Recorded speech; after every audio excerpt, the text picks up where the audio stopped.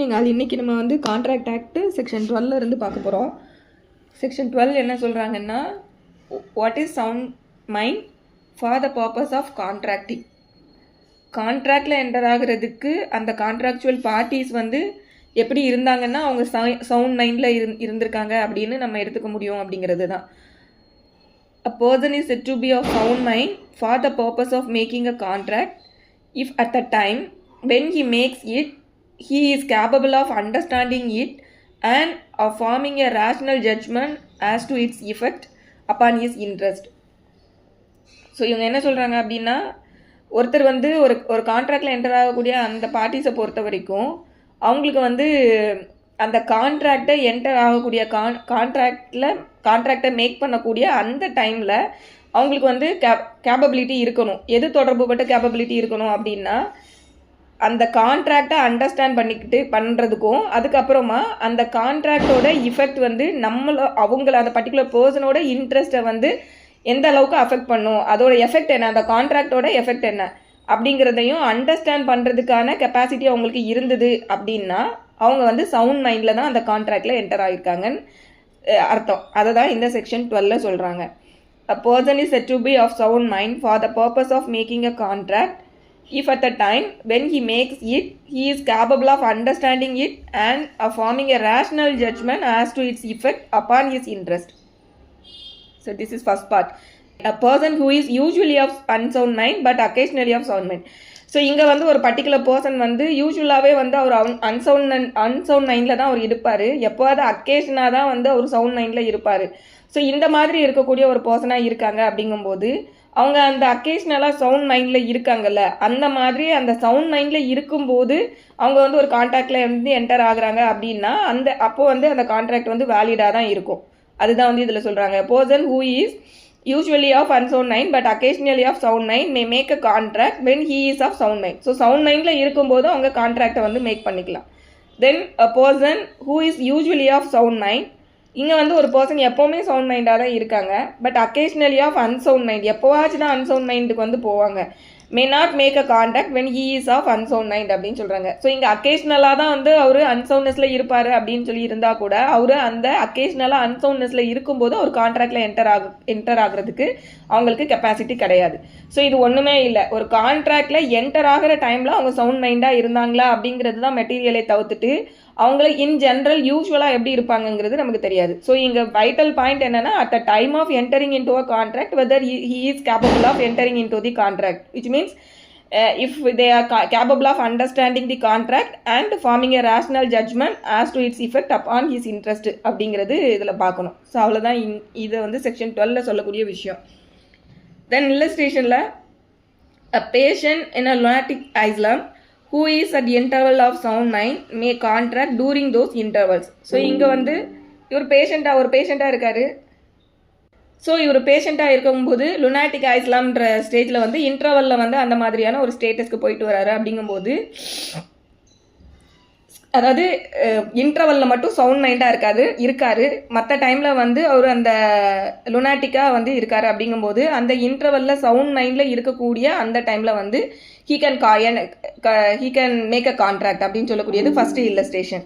தென் அடுத்த இல்லஸ்ட்ரேஷனில் அ சேன் man, so இவர் வந்து நல்ல சவுண்ட் மைண்டில் இருக்கக்கூடிய பர்சன் தான். Sane man who is delirious from fever or who is so drunk that he cannot understand the terms of a contract or form a rational judgment as to its effect on his interest cannot contract while such delirium or drunkenness last. So இங்கே என்னென்னா, இவர் வந்து யூஸ்வலாக வந்து ஒரு same மேனாக தான் இருக்காரு, sound mind பர்சனாக தான் இருக்காரு. பட் ஒரு ஃபீவர்னாலேயோ இல்லை அவர் ட்ரங்க்குக்கு இன்ஃப்ளூயன்ஸ் ஆகியிருக்காரு அப்படின்ற அதனாலேயோ அவரால் அந்த கான்ட்ராக்டோட டேர்ம்ஸை புரிஞ்சிக்க முடியல. அது மட்டும் இல்லாமல் அவரால் ஒரு ரேஷ்னல் ஜட்ஜ்மெண்ட்டுக்கு அதோட அந்த எஃபெக்ட் தன்னோட இன்ட்ரெஸ்ட்டுக்கு வந்து எப்படி பாதிக்குமா என்னங்கிறத அவரால் அண்டர்ஸ்டாண்ட் பண்ணக்கூடிய ரேஷ்னல் ஜட்ஜ்மெண்ட்டுக்கு வரக்கூடிய கெப்பாசிட்டியில் இல்லை. ஏன் அப்படின்னா ட்ரங்க்குன்ற ஒரு காரணத்தினால, இல்லைனா ஃபீவர்னால அவர் வந்து ஒரு டெலிரியஸ் சுச்சுவேஷனில் இருக்கிறதுனால. ஸோ இப்படி இருக்கும்போது அந்த டெலிரியம் ட்ரங்கன்னஸ் வந்து லாஸ்ட் ஆகிற வரைக்கும் அவர் வந்து கான்ட்ராக்டில் என்டர் ஆக முடியாது அப்படின்னு சொல்லக்கூடியதை இந்த இல்லஸ்ட்ரேஷன் பியில் சொல்லியிருக்கக்கூடிய விஷயம். ஸோ சவுண்ட் மைண்ட் பொறுத்த வரைக்கும் ரொம்ப சிம்பிளான விஷயம். அவங்க கான்ட்ராக்டில் என்டர் ஆகும்போது சவுண்ட் மைண்டாக இருந்தாங்களா, அவ்வளோதான். மற்ற டைமில் அவங்க எப்படி இருந்தாங்கங்கிறது நமக்கு வந்து இம்மெட்டீரியல். ஸோ லூசிட் இன்டர்வல் அப்படின்னு சொல்லக்கூடிய எப்போவாச்சும் அக்கேஷ்னலாக லுனாட்டிக் ஸ்டேஜுக்கு போயிட்டு வர பீப்புளாக இருந்தால் கூட they can enter into the contract. But at the time of entering the contract அவங்க காம்பிட்டன்ட் பர்சனாக இருக்கணும், அவ்வளோதான். தென் செக்ஷன் 13 கன்சென்ட்.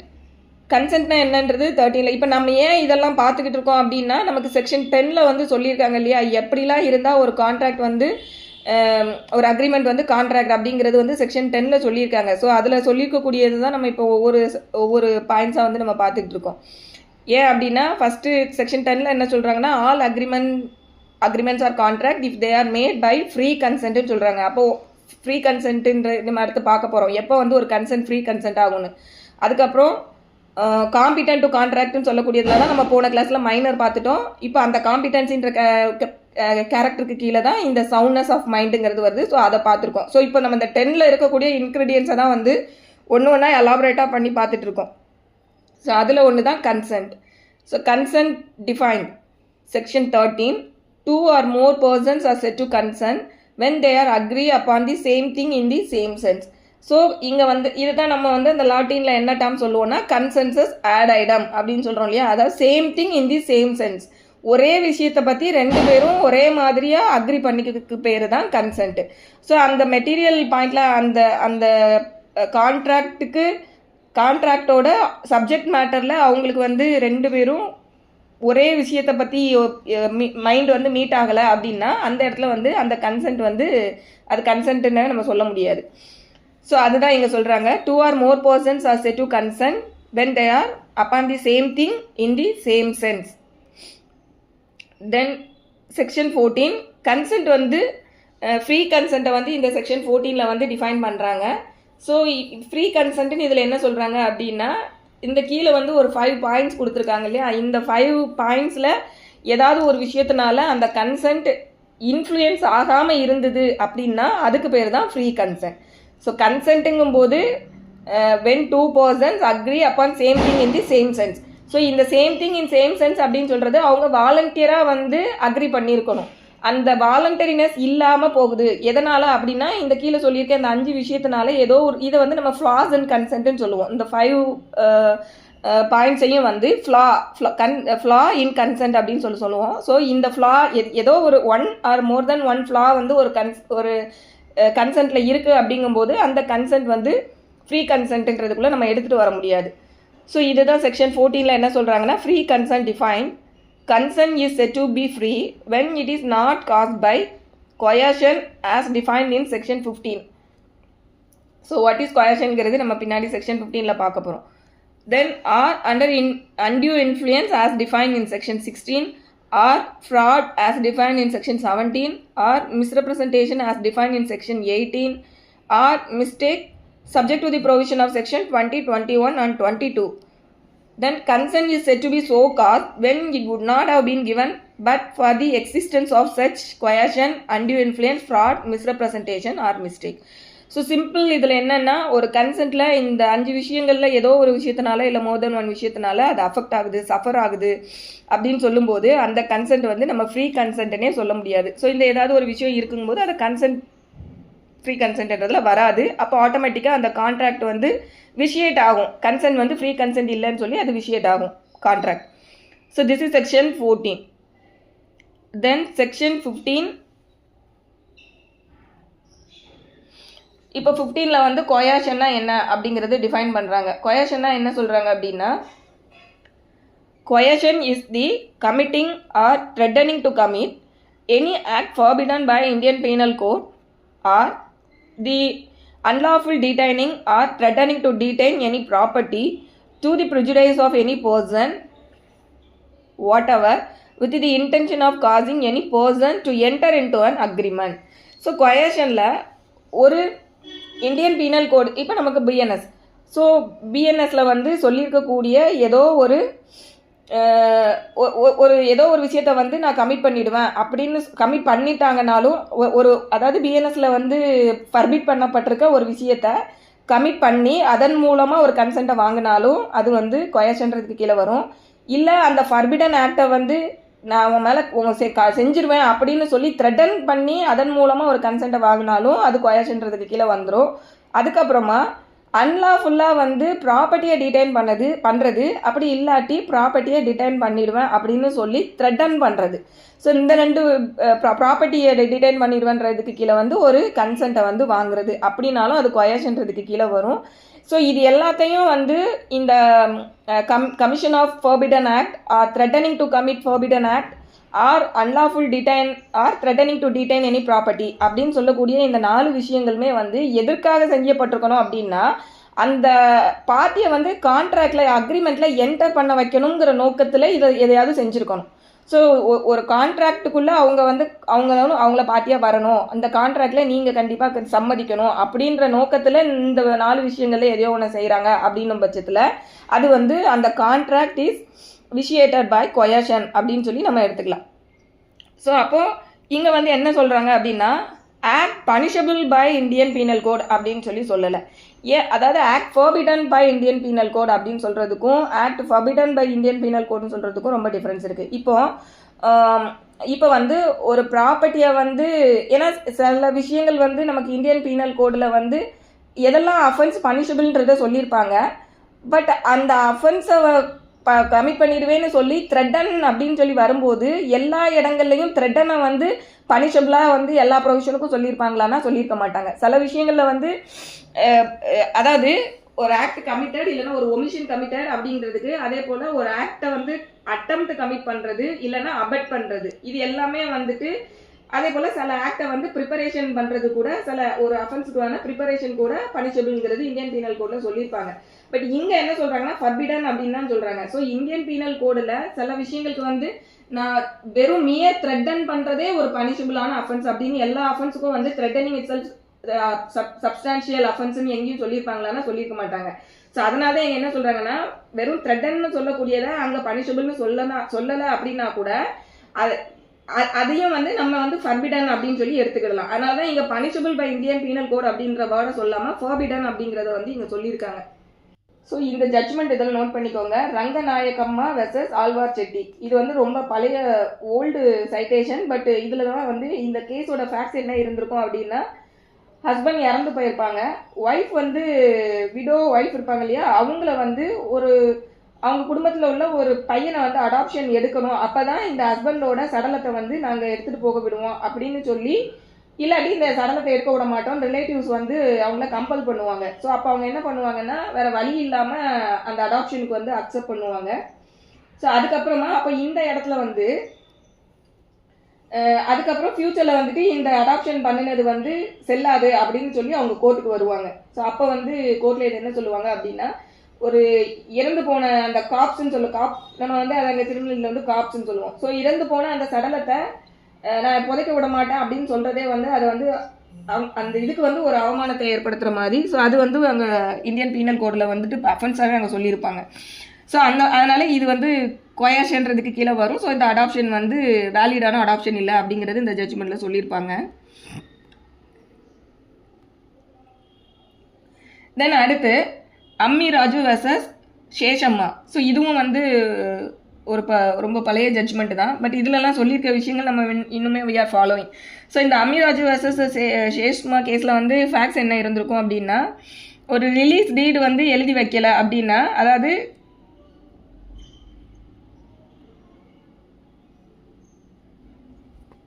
ஹஸ்பண்ட் என்ன பண்ணுவாருன்னா அவங்களோட ஒய்ஃப் அண்ட் அவங்களோட சன் 2 பேரையும் வந்து த்ரெட்டன் பண்ணுவார். என்ன த்ரெட்டன் பண்ணுவார் அப்படின்னா நான் வந்து தற்கொலை பண்ணிக்கிடுவேன், நீங்கள் 2 பேரும் உங்கள் பேரில் இருக்கக்கூடிய ப்ராப்பர்ட்டிஸை என் பேரில் ரிலீஸ் பண்ணி கொடுக்கலன்னா நான் வந்து தற்கொலை பண்ணிக்கிடுவேன் அப்படின்னு சொல்லிட்டு அவங்க த்ரெட்டன் பண்ணுவாங்க.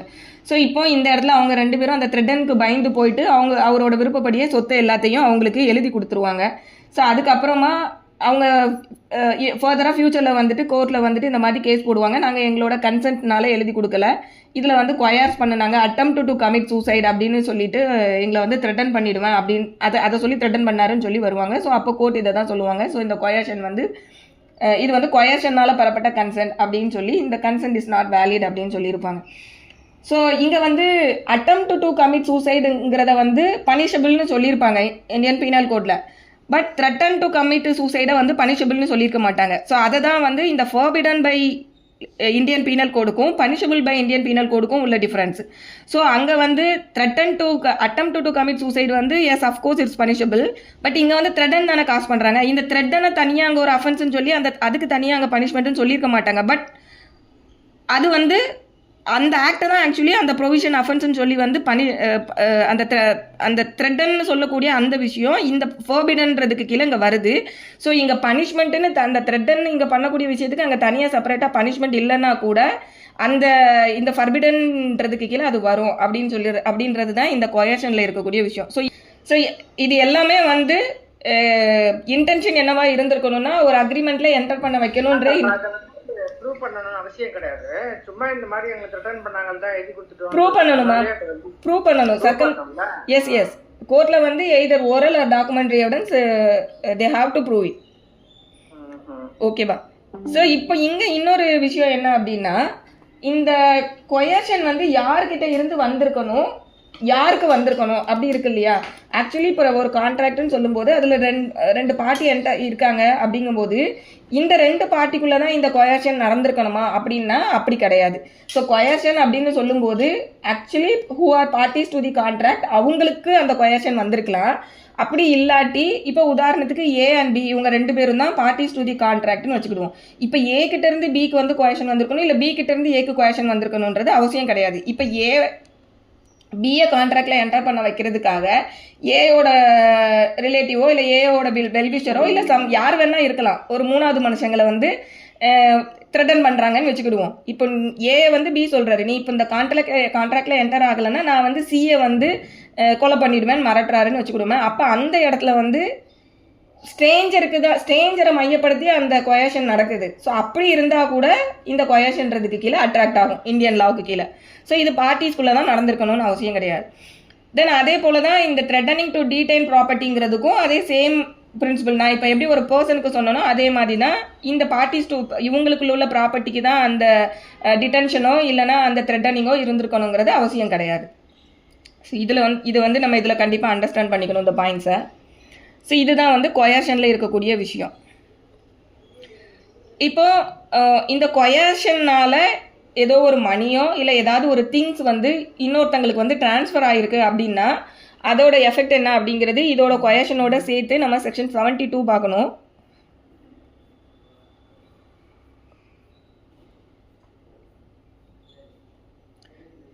Okay, section 72 liability of person to whom money is paid or thing delivered by mistake or under coercion. So இங்கே என்ன சொல்கிறாங்க அப்படின்னா ஒரு மிஸ்டேக்னாலேயோ இல்லை கொயர்ஷன்னாலேயோ பணமோ இல்லை ஏதோ ஒரு பொருளோ இன்னொருத்தங்களுக்கு டிரான்ஸ்ஃபர் ஆகிருக்கு அப்படிங்கும்போது அந்த டிரான்ஸ்ஃபரீ இருக்காங்க இல்லையா அவங்களோட liability என்ன அப்படிங்கிறத சொல்லக்கூடியதான் section 72.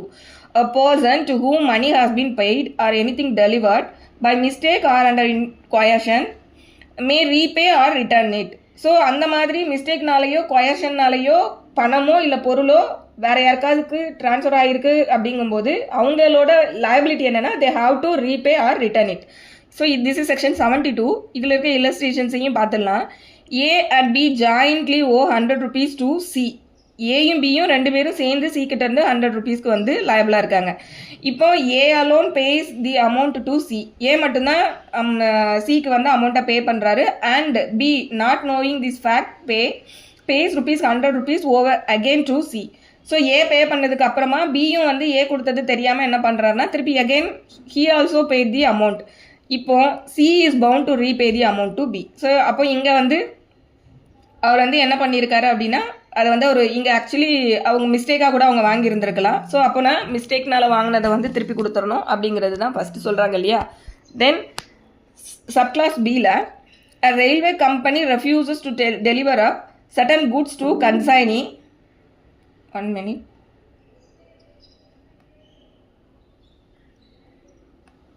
Okay. A railway company refuses to deliver up certain goods to a consignee except upon the payment of an illegal charge for carriage. The consignee pays the sum charged in order to obtain the goods.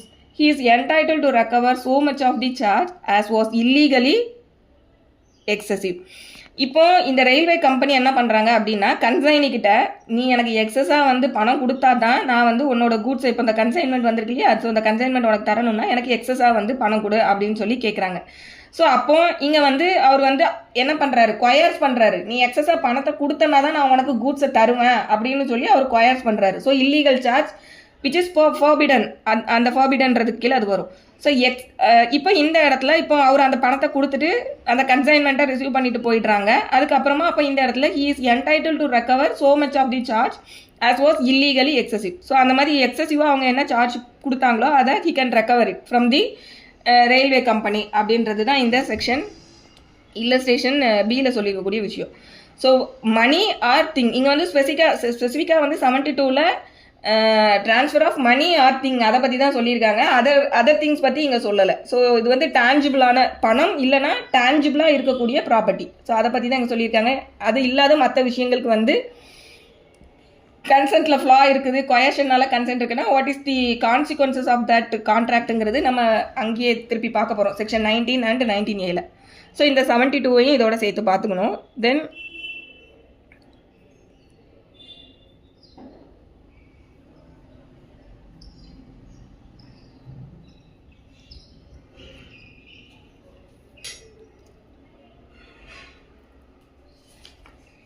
இப்போ இந்த இடத்துல இந்த coercion அப்படின்னு சொல்லும்போது சில இடங்களில் நமக்கு வந்து சில ரைட்ஸை வந்து நமக்கு கொடுத்துருப்பாங்க. நமக்கு இருக்க ரைட்ஸை வந்து என்ஃபோர்ஸ் பண்ணுவோன்னு சொல்லி ஒருத்தங்களை வந்து மிரட்டுறப்ப, உதாரணத்துக்கு சில இடங்களில் வந்து நம்ம இப்போ அசோசியேஷன் இதெல்லாம் ஃபார்ம் பண்ணியிருப்பாங்க. அவங்க வந்து அங்கே இருக்கக்கூடிய அந்த எம்ப்ளாயீஸ்க்கு அவங்களுக்கு வர வேண்டிய பெனிஃபிட்ஸ் இதெல்லாம் வந்து கொடுக்கல அப்படிங்கும்போது அவங்க வந்து மேனேஜ்மெண்ட் கிட்ட ஒரு டிமாண்ட் வைப்பாங்க. நீங்கள் வந்து இதெல்லாம் எங்களுக்கு கொடுக்கல அப்படின்னா நாங்கள் ஸ்ட்ரைக்குக்கு போவோம் அப்படின்னு சொல்லிலாம் சொல்லும்போது அந்த இடத்துல இந்த எம்ப்ளாயீஸ் வந்து மேனேஜ்மெண்ட்டை கொயர்ஸ் பண்ணுறாங்களா அப்படின்னா அதை வந்து நம்ம அப்படி எடுத்துக்க முடியாது. ஸோ அப்போ இந்த கொயர்ஷன்ற விஷயம் வந்து எப்போ வராது அப்படின்னா when they have a legal right, அதாவது லா வந்து சில ரைட்ஸை வந்து கேரண்டி பண்ணுது இல்லையா, அந்த ரைட்ஸை வந்து அவங்க என்ஃபோர்ஸ் பண்ணுறதுக்காக ஆப்போசிட் பார்ட்டியை வந்து நீங்கள் எங்களுக்கு இதை என்ஃபோர்ஸ் பண்ணலன்னா நாங்கள் இதை பண்ணுவோன்ற மாதிரியான நேச்சரில் சில விஷயங்கள் சொல்லும்போது அதெல்லாம் வந்து இவங்க கொயர்ஷன் பண்ணுறாங்க அப்படின்ற மாதிரி நம்ம இந்த கொயர்ஷனுக்கு கீழே எடுத்துக்க முடியாது. ஸோ இது எல்லாமே சொல்லக்கூடியது இது வந்து section 15.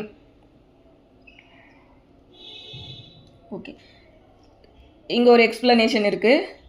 It is immaterial whether the Indian Penal Code is not enforced in the place where the coercion is employed. So அதாவது எந்த இடத்துல வந்து கொயர்ஷன் நடக்குதோ அந்த இடத்துல ஐபிசி வந்து அப்ளிகபிள் ஆகுதா இல்லையா அப்படிங்கிறது இம்மெட்டீரியல் அப்படின்னு சொல்லக்கூடியது தான் இந்த எக்ஸ்பிளனேஷன். ஸோ ஏதோ ஒரு இடத்துல வச்சு, ஒரு இடம்னா இந்த கொயர்ஷன் எங்கேயோ ஒரு இடத்துல ஒரு பிளேஸில் வச்சு தானே அவங்க செஞ்சுருப்பாங்க. ஸோ அந்த பர்டிகுலர் பிளேஸில் வந்துட்டு ஐபிசி அப்ளிகபிள் ஆகுதா இல்லையாங்கிறதெல்லாம் இம்மெட்டீரியல். கொயர்ஷன் இருந்துதான்றது மட்டும்தான் பார்க்கணும்னு சொல்லக்கூடியது தான் இந்த எக்ஸ்பிளனேஷன். ஸோ இது இல்லஸ்ட்ரேஷன்லேயே அதுக்கு தகுந்த மாதிரி ஒரு சூட்டபிள் இல்லஸ்ட்ரேஷன் இருக்கும், அது நம்ம பார்த்துடலாம். So first illustration A on board an English ship. So ஏன் வந்து இங்கிலீஷ் ஷிப்பில் வந்து அது ஹைசியில் இருக்கக்கூடிய ஒரு இங்கிலீஷ் ஷிப்பில் வந்து போர்ட் ஆயிருக்கார் ஏ. இப்போது causes B to enter into agreement. ஏன் வந்து என்ன பண்ணுறாருன்னா பியை வந்து அக்ரிமெண்ட்டில் என்டர் பண்ண வைக்கிறதுக்காக என்ன பண்ணுறாரு, by an act amounting to criminal intimidation under the Indian penal code. So இவர் வந்து கிரிமினல் இன்டிமிடேஷன் சொல்லக்கூடிய இந்த விஷயத்தை பிக்கு மேலே எம்ப்ளாய் பண்ணி அதன் மூலமாக ஒரு அக்ரிமெண்ட்டில் என்டர் பண்ண வைக்கிறாரு ஏ. ஸோ இப்போது A afterwards sue B for breach of contract at Calcutta. So இப்போ வந்து இவர் அந்த கான்ட்ராக்டில் என்டர் பண்ண வச்சதே கொயர்ஷன் பண்ணி தான் என்டர் பண்ண வைக்கிறாரு. அதுக்கப்புறமா வந்து பி வந்து அதை வந்து அந்த கான்ட்ராக்டை வந்து பர்ஃபார்ம் பண்ணலை, இல்லை ஏதோ பண்ணாமல் விட்டுருக்காரு. ஸோ இப்போ இந்த இடத்துல அதுக்காக வந்து இவர் கேஸ் ஃபைல் பண்ணுறாரு. A afterwards sues B for breach of contract at கல்கத்தாவில் கேஸ் ஃபைல் பண்ணுறாரு ஃபார் பிரீச் ஆஃப் கான்ட்ராக்ட். இப்போது A has employed coercion, although his act is not an offence by the law of England, and although Section 506 of the Indian Penal Code was not enforced at the time when or place where the act was done. So இப்போ இங்கே வந்து ஏ வந்து கொயர்ஷனை employee பண்ணியிருக்காரு. இந்த கொயர்ஷன்னு சொல்லக்கூடியது வந்து இது வந்து although his act is not an offence by the law of England. இங்கிலாண்டில் வந்து இது வந்து ஒரு அஃபென்ஸாகவே இல்லை ஆக்சுவலி, ஏன்னா இது இங்கிலீஷ் ஷிப்பில் தான் நடக்குது இல்லையா. ஸோ இங்கிலாண்டில் வந்து இது அஃபென்ஸ் இல்லை. And although Section 506 of Indian Penal Code was not enforced at the time when or place where the act was committed. எந்த டைமில் இந்த 506ங்கிறது வேற ஒன்றும் இல்லை, கிரிமினல் இன்டிமிடேஷன்.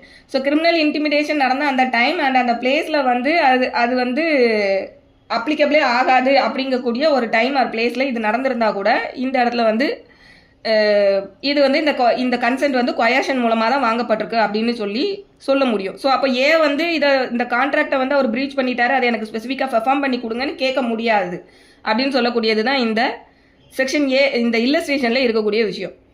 ஸோ கொயர்ஷன் பொறுத்த வரைக்கும் நம்ம பார்க்க வேண்டிய விஷயம் என்ன அப்படின்னா, கொயர்ஷன் மூலமாக ஒரு கான்ட்ராக்டில் பார்ட்டியை என்டராக வச்சுருக்காங்க அப்படிங்கும்போது அந்த party who has employ the coercion cannot approach the court for enforcing the contract. இதை நம்ம வந்து புரிஞ்சுக்கணும். ஸோ அவங்க வந்து கோர்ட்டில் போயிட்டு ஸ்பெசிஃபிக்காக எனக்கு வந்து நாங்கள் 2 பேரும், ஏன்னா ஒரு கான்ட்ராக்டில் என்டர் ஆகுறாங்க அப்படிங்கிற பட்சத்தில் either party breach the terms of the contract அப்படின்னா they can approach the court அப்படிங்கிறது நமக்கு தெரியும். ஆனால் if the consent was obtained through coercion அப்படிங்கும்போது the party who has committed the coercion cannot seek a remedy for specific performance அப்படின்றது நம்ம இதில் புரிஞ்சுக்கணும். ஸோ அவங்க ஸ்பெசிஃபிக் பர்ஃபார்மன்ஸ் வந்து கேட்க முடியாது.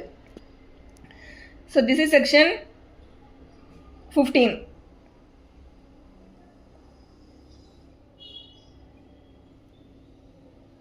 Then section 16, undue influence. A contract is said to be influenced by undue influence where the relations subsisting between the parties are such that one of the party is in a position to dominate the will of the other and uses that position to obtain an unfair advantage over the other. So இங்க வந்து ஒரு contract வந்து it is influenced by undue இன்ஃப்ளூயன்ஸ்னு நம்ம எப்போ சொல்லுவோம் அப்படின்னா, இங்கே வந்து இந்த அன்டியூ இன்ஃப்ளூயன்ஸுன்றது முதல்ல எப்போ வரும் அப்படின்னா, ஒரு பார்ட்டி வந்து டாமினேட்டிங் பொசிஷனில் இருப்பாங்க. அந்த டாமினேட்டிங் பொசிஷனில் இருக்கக்கூடிய அந்த பர்சன் அவங்களோட அந்த பொசிஷனை வந்து எடுத்துக்கிட்டு அவங்களுக்கு கீழே இருக்கக்கூடிய அந்த வீக்கர் பொசிஷனில் இருக்கக்கூடியவங்களை வந்து அவங்களோட அவங்களோட மைண்டை வந்து இவங்க கண்ட்ரோல் பண்ணி அதனால் ஒரு அட்வான்டேஜ் இவங்க எடுக்கிற மாதிரி இருக்கும். ஸோ இந்த மாதிரி ரிலேஷன்ஷிப்புக்குள்ளே இருக்கக்கூடிய 2 பார்ட்டிஸ்க்கு நடுவில் வரக்கூடியது தான் இந்த அன்டியூ இன்ஃப்ளூயன்ஸ்ன்றதுக்கு கீழே வரும். ஸோ இப்போ இங்கே என்ன சொல்கிறாங்க அப்படின்னா, where the relationship subsist between the parties are such that one of the party is in a position to dominate the will of the other. So 2 பார்ட்டிஸில் ஒரு பார்ட்டியோட பொசிஷன் எப்படி இருக்குன்னா, இன்னொரு பார்ட்டியோட வில்ல இவங்களால டாமினேட் பண்ண முடியுன்ற ஒரு டாமினேட்டிங் பொசிஷனில் இருக்காரு. And uses that position to obtained an unfair advantage over the other. So அந்த பொசிஷனில் இருந்தால் மட்டும் பத்தாது, அந்த பொசிஷனை அவங்க யூஸ் பண்ணி அதன் மூலமாக அவங்களுக்கு வந்து ஒரு அன்ஃபேர் அட்வான்டேஜ் வந்து அந்த ஆப்போசிட் பார்ட்டிக்கிட்ட இருந்து அவங்க அப்டைன் பண்ணியிருக்கணும். ஸோ இதை வந்து தகாநிலை செல்வாக்கு அப்படின்னு சொல்லுவாங்க, இல்லைனா தகாநிலை வற்புறுத்தம் அப்படின்னு கூட சொல்லலாம். ஸோ தகாநிலை செல்வாக்கு. ஸோ இப்போ இதுதான் வந்து செக்ஷன் 16ல் சப்கிளாஸ் 1ல் சொல்லியிருக்கக்கூடிய விஷயம். சப்கிளாஸ் 2ல் in particular and without prejudice to the generality of the foregoing principle a person is deemed to be in a position to dominate the will of another. So மேலே சொல்லியிருக்கிறது வந்து ஜென்ரலாக சொல்லிட்டாங்க. இப்போ சப்கிளாஸ் 2ல் இருக்கக்கூடியது வந்து இந்த சப்கிளாஸ் 2ல் ஒரு ஏ அண்ட் பி அப்படின்னு சொல்லி 2 கிளாஸ் ஆஃப் பீப்புளை சொல்கிறாங்க. இந்த 2 கிளாஸ் ஆஃப் பீப்புளுக்கு நடுவில் ஒரு கான்ட்ராக்ட் இருக்குது அப்படின்னா கோர்ட் வந்து என்ன டீம் பண்ணிக்கிடணும் அப்படின்னா, இந்த இடத்துல அன்டியூ இன்ஃப்ளூயன்ஸ் இருந்திருக்குன்னு கோர்ட்டே வந்து டீம் பண்ணிக்கிடணும். அதுதான் வந்து இந்த சப் கிளாஸ் 2ல் சொல்கிறாங்க. In particular and without prejudice to the generality of foregoing principle a person is deemed to be in a position to dominate the will of another. So இந்த 2 இப்போ A and பியில் வரக்கூடிய இடத்துல இருக்கக்கூடிய இந்த பர்சன்ஸ்க்கு நடுவில் ஒரு கான்ட்ராக்ட் இருக்கும்போது கோர்ட் வந்து டீம் பண்ணணும். என்ன டீம் பண்ணணும்னா, இந்த பர்சன் டாமினேட்டிங் பொசிஷனில் தான் இருந்தாருன்னு கோர்ட்டே டீமிங் பண்ணிக்கிடணும். ஸோ என்ன அப்படின்னா, he holds a real or apparent authority over the other, or where he stands in a fiduciary relationship to the other. இப்போ பார்ட்டிஸ் வந்து கான்ட்ராக்டோட பார்ட்டிஸ் இருக்காங்க இல்லையா, அந்த பார்ட்டிஸில் ஒரு பார்ட்டி எப்படி இருக்காங்க அப்படின்னா பர்சன் இன் அத்தாரிட்டி அப்படின்ற கெப்பாசிட்டியில் இருக்காங்க. ஸோ இப்போ பர்சன் இன் அத்தாரிட்டினா நம்ம என்ன சொல்லலாம், எம்ப்ளாயர் எம்ப்ளாயி நம்ம உதாரணத்துக்கு எடுத்துக்கலாம். எம்ப்ளாயர் என்னவா இருப்பார், அத்தாரிட்டிவான ஒரு பொசிஷனில் இருப்பார். அப்போது ஆட்டோமேட்டிக்காக அவர் வந்து டாமினன்ட் பொசிஷனில் இருக்கார்.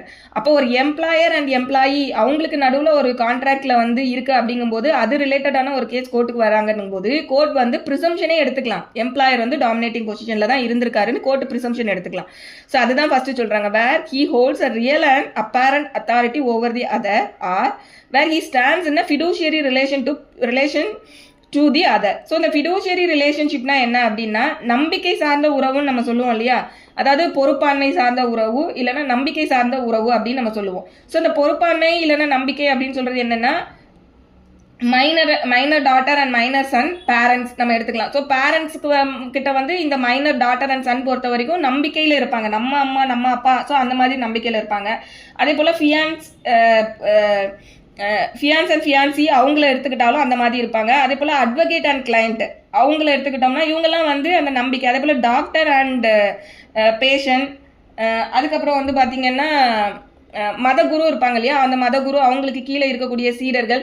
ஸோ இந்த மாதிரியான ரிலேஷன்ஷிப்லாம் வரும்போது இதை என்ன சொல்லுவோம் அப்படின்னா ஃபிடூஷியரி ரிலேஷன்ஷிப்னு சொல்லுவாங்க. ஸோ இது மாதிரியான ஃபிடூஷியரி ரிலேஷன்ஷிப் இருக்கக்கூடிய ரெண்டு பார்ட்டிஸ்க்கு நடுவில் ஒரு கான்ட்ராக்ட் ரிலேட்டடாக கோர்ட்டுக்கு வரும்போது கோர்ட்டை ஆட்டோமேட்டிக்காக ப்ரிசம்ஷன் எடுத்துக்கணும். இவங்க வந்து டாமினேட்டிங் பொசிஷனில் டாக்டருக்கும் பேஷண்ட்டுக்கும் நடுவில் ஒரு கான்ட்ராக்ட்னு கேஸ் வராங்கன்னா ஓகே டாக்டர் வந்து டாமினேட்டிங் பொசிஷனில் இருக்கக்கூடியதுன்றது கோர்ட்டை வந்து ப்ரிசம்ஷன் வந்து எடுத்துக்கணும். ஸோ இதுதான் வந்து ஃபஸ்ட்டு ரெண்டு இதில் சொல்கிறாங்க. ஸோ ஃபஸ்ட்டு வந்து person in authority, so second வந்து ஃபிடூஷியரி ரிலேஷன்ஷிப். இது ரெண்டையும் சொல்லக்கூடியது sub class A. Then sub class B, where he makes a contract with a person whose mental capacity is temporarily or permanently affected by reason of age, illness or mental or bodily distress. So இங்கே என்ன அப்படின்னா இவங்களால வந்து அவங்களோட ஏஜ்னாலேயோ இல்லை health இஷ்யூஸ்னாலேயோ இல்லை mental இஷ்யூஸ்னாலேயோ அவங்களால வந்து பெர்மனண்ட்டாவோ இல்லை டெம்பரரியாவோ வந்து மென்டலி இன்கெப்பாசிட்டேட்டடாக இருந்திருக்காங்க அப்படின்ற மாதிரி இருக்கும்போது அந்த இடத்துலையும் வந்து இந்த ஆப்போசிட் பார்ட்டியை வந்து டாமினேட்டிங் பொசிஷனில் இருந்திருக்காங்கங்கிறத கோர்ட்டே வந்து டீம் பண்ணிக்கிட முடியும். ஸோ இந்த இந்த இல்னஸ்ஸு அதே போல் மென்டல் இல்னஸ், பாடிலி டிஸ்ட்ரெஸ் இதெல்லாம் இருக்கும்போது அவங்க ஹாஸ்பிட்டலில் இருக்கும் போது சூழ்நிலை வரும்போது டாக்டரை நம்ம இந்த இடத்துல பொறுத்திக்கலாம். ஏஜ்னு சொல்லும்போது நம்ம முதல்ல பார்த்த மாதிரி மைனர் அவங்க பேரண்ட்ஸ் கிட்ட இருக்கக்கூடிய அந்த இது அந்த மாதிரி எடுத்துக்கலாம். ஸோ இது இந்த மாதிரியான ஏதோ ஒரு கண்டிஷனில் இருக்கக்கூடிய பீப்புள் வராங்கங்கும் போது அந்த டாமினேட்டிங் பொசிஷனில் ஒரு பார்ட்டி இருக்காங்க. யார் டாமினேட்டிங்காக இருக்காங்கங்கிறத கோர்ட் வந்து இவங்க அன்டியூ இன்ஃப்ளூயன்ஸ் வந்து டாமினேட்டிங் பொசிஷனில் இருக்கவங்க எடுத்துப்பாங்கன்றதை எடுத்துக்கலாம். ஸோ இதுதான் வந்து சப் கிளாஸ் ஏ அண்ட் பியில் வந்து சொல்லியிருக்கக்கூடிய விஷயம். ஸோ இதில் வந்து சம்டைம்ஸ் வந்து ரொம்ப ஏஜ்டு பேரண்ட்ஸ், இப்போ மைனர் சைல்டு ப்ளஸ் பேரண்ட்ஸ்ன்னு எடுக்கும்போது வைஸ் வார்சாவும் நம்ம எடுக்க முடியும். அடல்ட் ஏஜில் இருக்கக்கூடிய பையன் ரொம்ப ஏஜ்டு பேரண்ட்ஸாக இருப்பாங்க இல்லையா, அவங்களுக்கு வந்து அந்த ஏஜ் இல்னஸ் வந்து இருக்கும். அந்த நேரத்தில் வந்து இவங்க அவங்கள போய் இன்ஃப்ளூயன்ஸ் பண்ணி எழுதி வாங்குவாங்க. ஸோ அந்த மாதிரி வைஸ் வார்சாவும் நம்ம இதில் வந்து அவங்கள எடுத்துக்க முடியும்.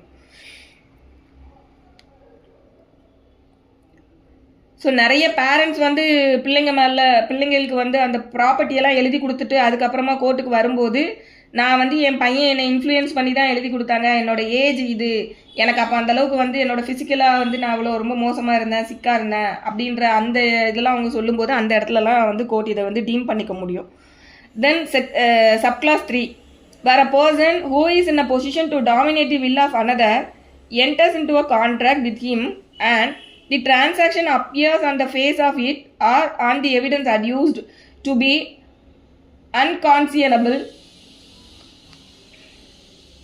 The burden of proving that such contract was not induced by undue influence shall lie upon the person in a position to dominate the will of the other.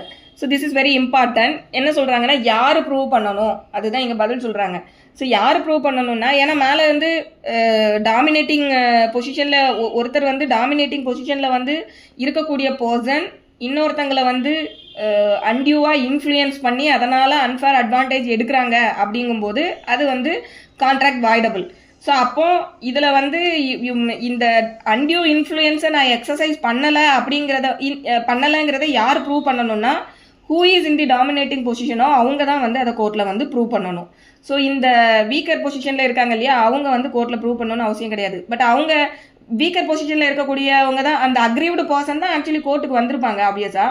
So அந்த aggrieved party எதை prove பண்ணணும் அப்படின்னு பார்த்தோன்னா எங்கள் 2 பேருக்குள்ள இருக்கக்கூடிய relationship இதுங்கிறத அவங்க prove பண்ணியிருந்தாங்கன்னா போதும். அதாவது நான் வந்து பையன், அவன் அப்பா, இல்லைனா அப்பா பையன், இல்லைனா மேலே பார்த்த மாதிரி நான் வந்து இவங்க வந்து என்னோட மதகுரு, நான் சீடர். ஸோ இது மாதிரி அந்த ரிலேஷன்ஷிப்பை அவங்க வந்து சொல்லியிருந்தாங்கன்னா அதை அவங்க எஸ்டாப்ளிஷ் பண்ணாங்கன்னா போதும். அண்டியூ இன்ஃப்ளூயன்ஸ் நாட் எக்ஸசைஸ்டு அப்படிங்கிறத ப்ரூவ் பண்ண வேண்டிய Burton is on the shoulder of the person who is on the dominating position. அது இல்லாமல் அவர் டாமினேட்டிங் பொசிஷனில் இல்லைன்றதை விட நான் அண்டியூ இன்ஃப்ளூயன்ஸ் பண்ணலைங்கிறதையும் அவர் சொல்லுவார். ஸோ அதெல்லாம் அவர் தான் ப்ரூவ் பண்ணணும். ஸோ இதுதான் வந்து இந்த சப் கிளாஸ் 3ல சொல்லியிருக்காங்க.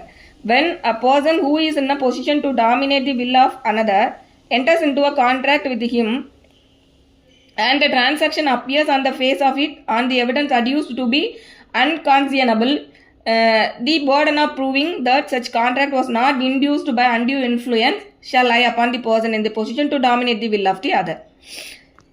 ஸோ கான்ட்ராக்டோட டேர்ம்ஸ் வந்து இருக்கக்கூடிய அவைலபிள் ரெக்கார்ட்ஸு, இல்லைனா கேஸை பார்த்தோடனே face of the case prima facie பார்த்தோடனே தெரியுது, இல்லை எவிடன்ஸை பார்த்தோடனே தெரியுது. அந்த டேர்ம்ஸ் எல்லாம் பார்க்கும்போது அன்கான்சியனபிளாக அது இருக்குது, இது அறிவுக்கு ஒத்து வராத அளவுக்கு இந்த டேர்ம்ஸ் இருக்குது அப்படிங்கிறதெல்லாம் கோர்ட்டுக்கு தெரியுங்கும் போது ஆட்டோமேட்டிக்காக இங்கே வந்து அன்டியூ இன்ஃப்ளூயன்ஸ் எக்ஸசைஸ் பண்ணலை அப்படிங்கிறத ப்ரூவ் பண்ண வேண்டிய பர்டன் இந்த டாமினேட்டிங் பொசிஷனில் இருக்கக்கூடிய பர்சனுக்கு இருக்குது.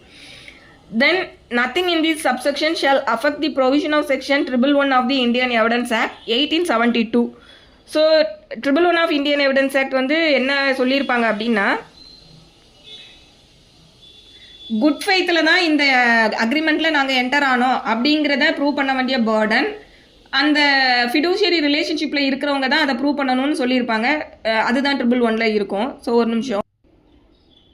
ஸோ 111 வந்து இப்போ செக்ஷன் 114 BSAல இருக்குன்னு மேடம் பிரேமா மேம் போட்டிருக்காங்க.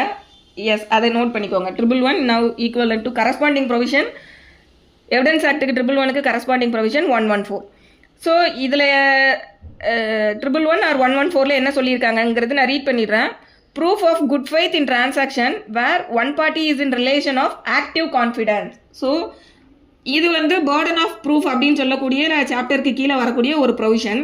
இதில் என்ன சொல்கிறாங்கன்னா, there is a question as to the good faith of a transaction between parties.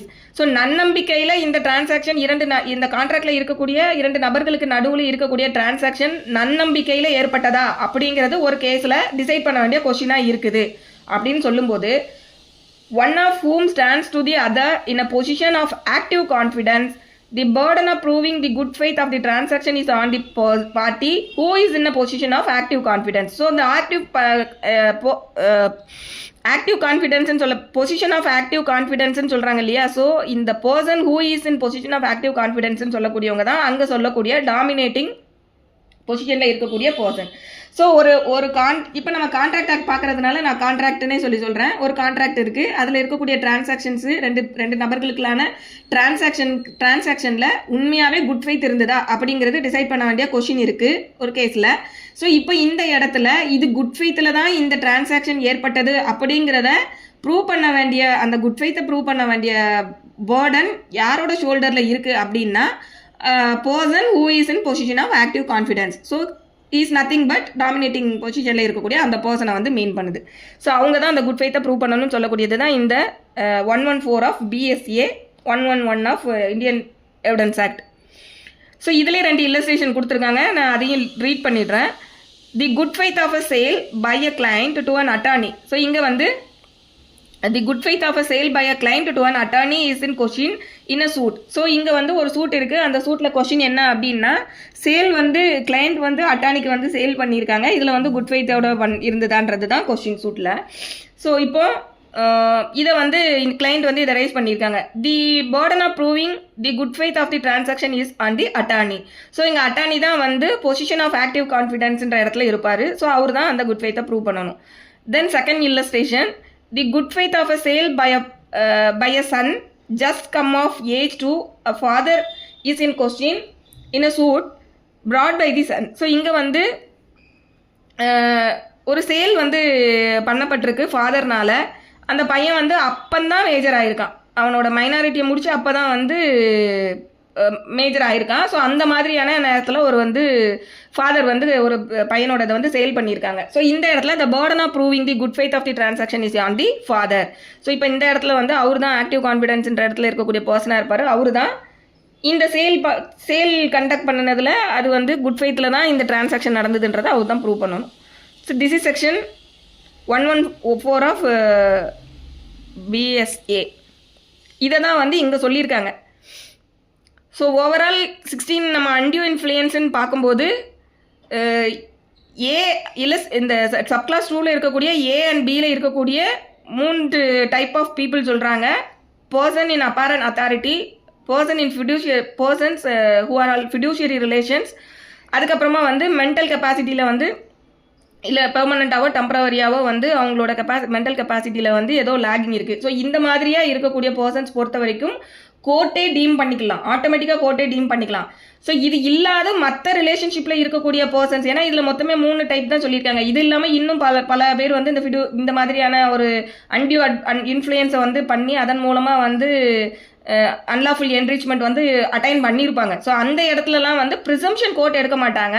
But party அதை வந்து ப்ரூவ் பண்ணுறதன் மூலமாக அவங்க கேஸை வந்து சக்சீட் ஆக முடியும். ஸோ இங்கே வந்து இப்போ நம்ம இந்த இல்லஸ்ட்ரேஷனில் பார்த்துடலாம். First illustration, A having advanced money to his son B. A வந்து தன்னோட சன்னான பிக்கு வந்து முன்பணமாக கொஞ்சம் கொடுக்குறாரு. டூரிங் ஹிஸ் மைனாரிட்டியில் வந்து கொடுக்குறாரு. Upon B is coming of age obtains. இப்போ A வந்து மெஜாரிட்டி அப்டைன் பண்ணிட்டாரு. By misuse of parental influence, a bond from B for a greater amount than the sum due in respect of the advance. So இவர் after attaining majority இந்த father என்ன பண்ணுறாருன்னா அவங்க கிட்ட போயிட்டு ஒரு பாண்ட் எக்ஸிக்யூட் வாங்குறாரு தன்னோட பையன்கிட்ட இருந்து. என்னன்னா அவர் ஆக்சுவலி அட்யூஸ்டு அமௌண்ட் என்னவோ அந்த அமௌண்ட்டை தாண்டி எக்ஸீடான ஒரு அமௌண்ட்டுக்கு வந்து ஒரு பாண்ட் எக்ஸிக்யூட் பண்ணி வாங்குறாரு. ஸோ இந்த இடத்துல A எம்ப்ளாய்ஸ் அன்டியூ இன்ஃப்ளூயன்ஸ் அப்படின்னு சொல்கிறாங்க. ஸோ இந்த இடத்துல father who is A, he is employs undue influence. Then subclass B, a man enfeebled by disease or age is induced by B's influence over him as his mental attendant to agree to pay B an unreasonable sum for his professional service. B employs undue influence. So இங்க A என்ன பண்றாரு அப்படின்னா he is a person, deceased person. So இவரை B வந்து influence பண்ணுறாரு. அவர் தான் வந்து medical attendant, B தான் மெடிக்கல் அட்டெண்டன்ட். ஸோ அப்போ அவர் வந்து என்ன பண்ணுறாருன்னா இவரோட ஏஜ் அண்ட் டிசீஸ் காரணமாக அவர் கொஞ்சம் இயலாமையில் இருக்கார் இல்லையா, அதை பயன்படுத்தி அன்ரீசனபிளாக அவரோட ப்ரொஃபஷனல் சர்வீஸ்க்கு வந்து அதிகமான இதை சார்ஜ் பண்ணுறாரு. அப்படிங்கும்போது இந்த இடத்துல B எம்ப்ளாய்ஸ் அன்டியூ இன்ஃப்ளூயன்ஸ் அப்படிங்காங்க. ஸோ அப்போ இந்த 2 இல்லஸ்ட்ரேஷனை பொறுத்த வரைக்கும் கோர்ட் கேன் டேக் ப்ரிசம்ஷன். அதுதான் வந்து சப் கிளாஸ் 2ல சொல்லியிருக்காங்க. இங்கே ரிலேஷன்ஷிப்பை பார்த்தோன்னா then sub clause C, A being in debt to B. A வந்து Bக்கு வந்து கடனாளியாக இருக்காரு. The money lender of his village. So B வந்து அந்த வில்லேஜில் இருக்கக்கூடிய money lender. Contracts a fresh loan on terms which appears to be unconscionable. So இந்த பின்னு சொல்லக்கூடியவர் வந்து ஒரு மணி லெண்டராக இருக்கார். அவர்கிட்ட A வந்து கடன் பட்டிருக்காரு. இப்போ B வந்து A கிட்ட ஒரு கான்ட்ராக்டில் வந்து ஃப்ரெஷ்ஷாக ஒரு கான்ட்ராக்ட் லோனுக்காக ஒரு கான்ட்ராக்டில் என்டர் ஆக வைக்கிறாரு. அதில் இருக்கக்கூடிய டேர்ம்ஸை பார்க்கும்போது அன்கான்சியனபிளாக அது இருக்குது.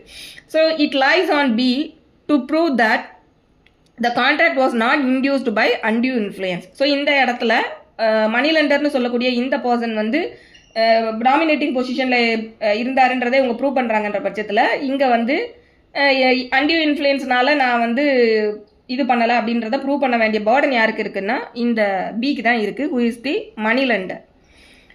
Then A applies to a banker for a loan at a time when there is stringency in the money market.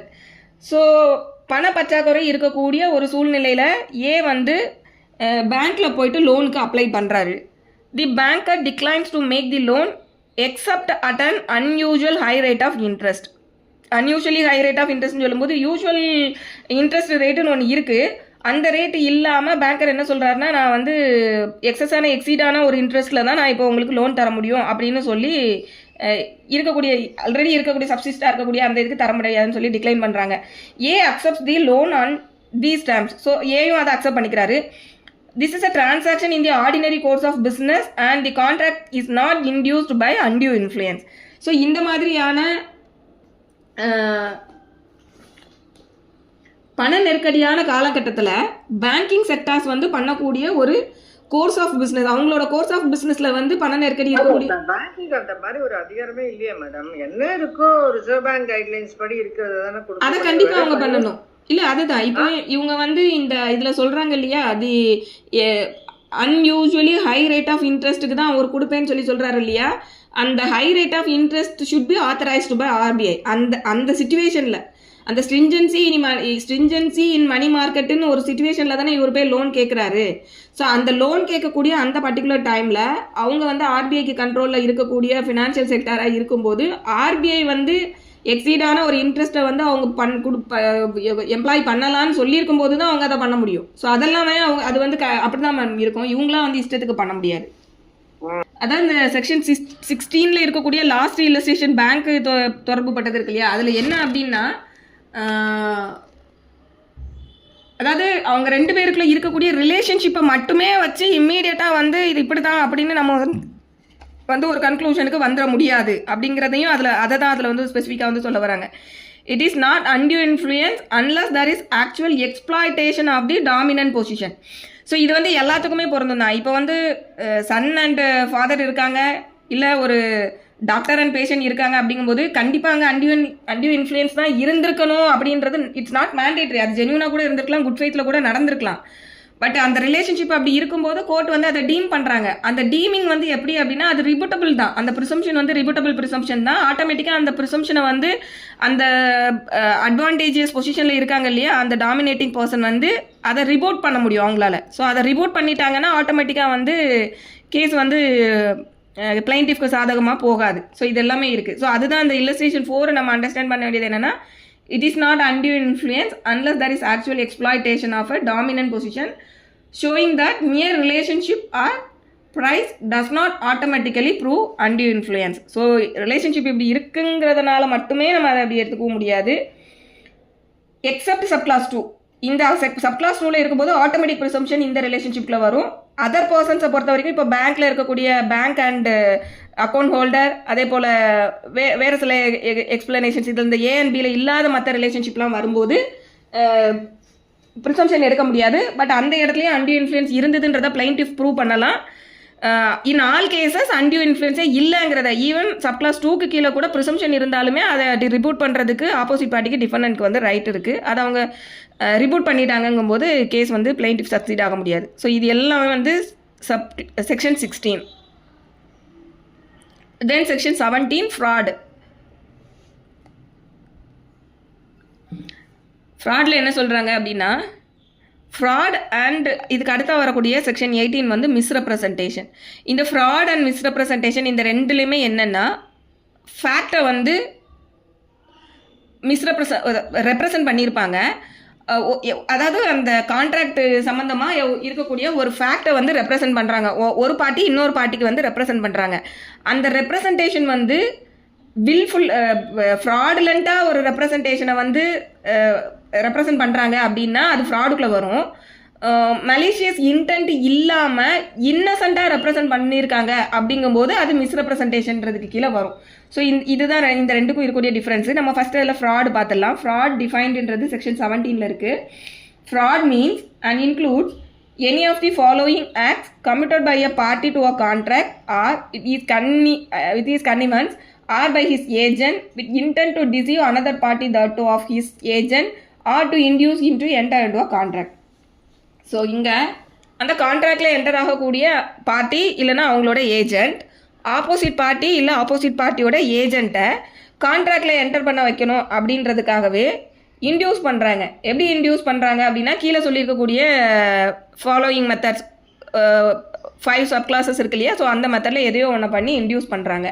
So இந்த இன்டியூஸ் பண்ணும்போதே வந்து அவங்களுக்கு என்ன இன்டென்ஷன் என்னவா இருக்குன்னா, ஆப்போசிட் பார்ட்டியை வந்து நம்ம ஏமாற்றணுங்கிற நோக்கத்திலே தான் அந்த இன்டியூஸ்மெண்ட்டை அவங்க பண்ணுறாங்க. ஸோ இன்டென்ட் டு டிசீவ் கண்டிப்பாக இருக்கணும். இந்த இன்டென்ட் டு டிசீவ்ன்றது மிஸ் ஆகுதுன்ற இடத்துல அது வந்து மிஸ்ரெப்ரசன்டேஷன்றதுக்கு கீழே போகும். ஸோ இன்டென்ட் டு டிசீவ் இருந்ததுன்னா ஃப்ராடுக்குள்ளே வந்துடும். ஸோ இப்போ இந்த கீழே 5 விஷயங்கள் சொல்லியிருக்காங்க இல்லையா, இந்த 5 விஷயத்தில் எதை செஞ்சுருந்தாலுமே அது ஃப்ராடுன்றதுக்கு கீழே வரும். ஸோ ஃபஸ்ட்டு என்ன சொல்கிறாங்கன்னா, the suggestion as a fact of that which is not true by one who does not believe it to be true. So இங்கே என்னென்னா, இந்த பர்சன் ஹூ இஸ் ரெப்ரசன்டிங்ன்ற கெப்பாசிட்டியில் இருக்கார் இல்லையா, அவர் வந்து ஒரு விஷயத்தை, அது வந்து ஃபேக்டை, இந்த ஃபேக்ட்ன்ற வேர்டு ஏன் அழுத்தி சொல்கிறோம் அப்படின்னா, அந்த கான்ட்ராக்ட் தொடர்பு பட்ட ஏதோ ஒரு ஃபேக்டை வந்து அவர் சொல்கிறாரு, அவரோட ஒப்பீனியனை சொல்லலை. So opinion is different from ஃபேக்ட்ன்றது. இப்போ வந்து இது என்னோட ஒப்பீனியனுங்க அப்படின்னு சொல்கிறதுக்கும் சஜஷனாக ஒரு ஃபேக்டை அசட்டிவாக சொல்கிறதுக்கும் டிஃப்ரென்ஸ் இருக்குது. ஸோ இங்கே பேசக்கூடியது வந்து ஃபேக்டாக அவங்க சொல்கிறத பற்றி தான் இங்கே சொல்கிறாங்க. ஒப்பீனியன் வந்து இதுக்குள்ளே வராது. மியர் ஒப்பீனியனாக இருந்ததுன்னா அது ஃப்ராடுன்றதுக்குள்ளேயே போகாது. ஸோ இங்கே the suggestion as a fact of that which is not true. So ஒரு ஃபேக்டை வந்து சஜஸ்ட் பண்ணுறாரு, but it is not true, அது உண்மை கிடையாது. By one who does not believe it to be true. So இவர் வந்து யார் அந்த ஃபேக்டை சஜஸ்ட் பண்ணுறாரோ அந்த சஜஸ்ட் பண்ணக்கூடிய அந்த பர்சன் அது உண்மையினே முதல்ல நம்பவே இல்லை. அந்த மாதிரி நம்பாமல் இருந்துக்கிட்டு அவரு அதை உண்மை அப்படின்னு சொல்லி சஜஸ்ட் பண்ணுறாரு. அப்போ அது ஆட்டோமேட்டிக்காக ஃப்ராடுன்றதுல ஒரு இதில் வருது. அடுத்து the active concealment of a fact by one having knowledge or belief of the fact. So இங்கே என்ன அப்படின்னா, ஒரு ஃபேக்ட் பற்றின நாலேஜ் இந்த பார்ட்டிக்கு வந்து நல்லாவே இருக்குது, இல்லை அவர் கண்டிப்பாக அந்த ஃபேக்ட் இருக்குன்னு நம்புகிறாரு, பட் இருந்துமே அவர் வந்து அதை ஆக்டிவாக கன்சீல் பண்ணிடுறாரு. ஸோ அப்படி இருந்தாலும் அது ஃப்ராடுன்றதுக்கு மறைச்சிடுறாரு. ஸோ அது ஃப்ராடுன்றதுக்கு கீழே வரும். Then a promise made without any intention of performing it. So this is one kind of fraud. என்னென்னா, நான் இதை பண்ணுறேன்னு ப்ராமிஸ் பண்ணுறாரு, ப்ராமிஸ் பண்ணும்போதே அவருக்கு வந்து பெர்ஃபார்ம் பண்ணணுன்ற இன்டென்ஷனே இல்லாமல் ப்ராமிஸ் பண்ணி ஆப்போசிட் பார்ட்டியை கான்ட்ராக்டுக்குள்ளே என்டர் ஆக வைக்கிறாரு.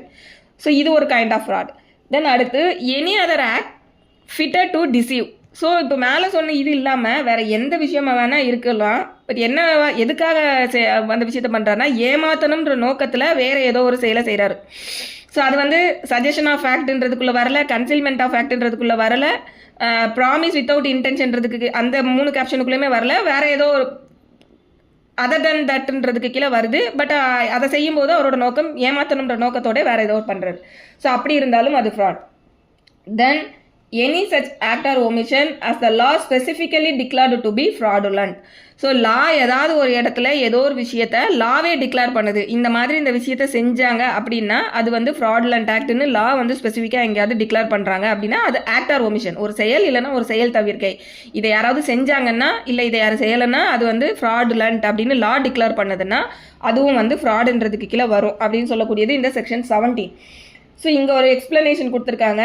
மியர் silence as to facts like to affect the willingness of a person to enter into a contract is not fraud unless the circumstances of the case are such that regarding being had to them it is the duty of the person keeping silence to speak or unless his silence is in itself equivalent to speech. So mere silence வந்து ஃப்ராடுன்றதுக்கு கீழே வராது அப்படின்னு சொல்லி first சொல்கிறாங்க.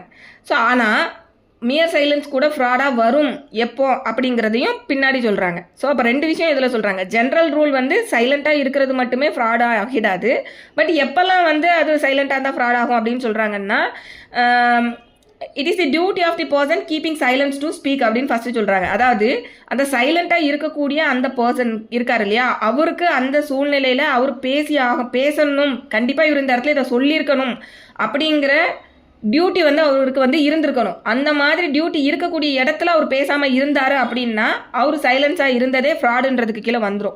அதுக்கப்புறமா இன்னொன்று எந்த இடத்துல சைலண்ட் வந்து ஃப்ராடுன்னு அமௌண்ட் ஆகும் அப்படின்னா அந்த சைலண்ட்டே வந்து ஈக்குவலன் டு ஸ்பீச் அப்படின்ற மாதிரி ஒரு சூழ்நிலையில் இருந்திருக்கு அப்படின்னா அப்பவும் வந்து அவர் சைலண்ட்டாக இருந்தது அது ஃப்ராடுன்றதுக்கு கீழே அட்ராக்ட் ஆகும் அப்படின்னு சொல்லக்கூடியது தான் இந்த எக்ஸ்பிளனேஷன். ஸோ இது ஒரி பண்ண வேண்டாம், பின்னாடி நம்ம அதுக்கெல்லாம் நான் வந்து உங்களுக்கு இல்லஸ்ட்ரேஷனே கொடுக்குறேன். ஃபஸ்ட்டு புக்கில் இருக்கக்கூடிய இல்லஸ்ட்ரேஷன் வந்து நம்ம பார்த்துடலாம். இதில் வந்து தி சஜஷன் ஆஸ் ஃபேக்ட்னு ஃபஸ்ட் பாயிண்ட் சொல்கிறாங்க, தி ஆக்டிவ் கன்சீல்மெண்ட்டுன்னு 2 பாயிண்ட் சொல்கிறாங்க இல்லையா. ஸோ இதுக்கு வந்து ஒரு லீகல் மேக்ஸிம் இருக்குது, அது நோட் பண்ணிக்கோங்க.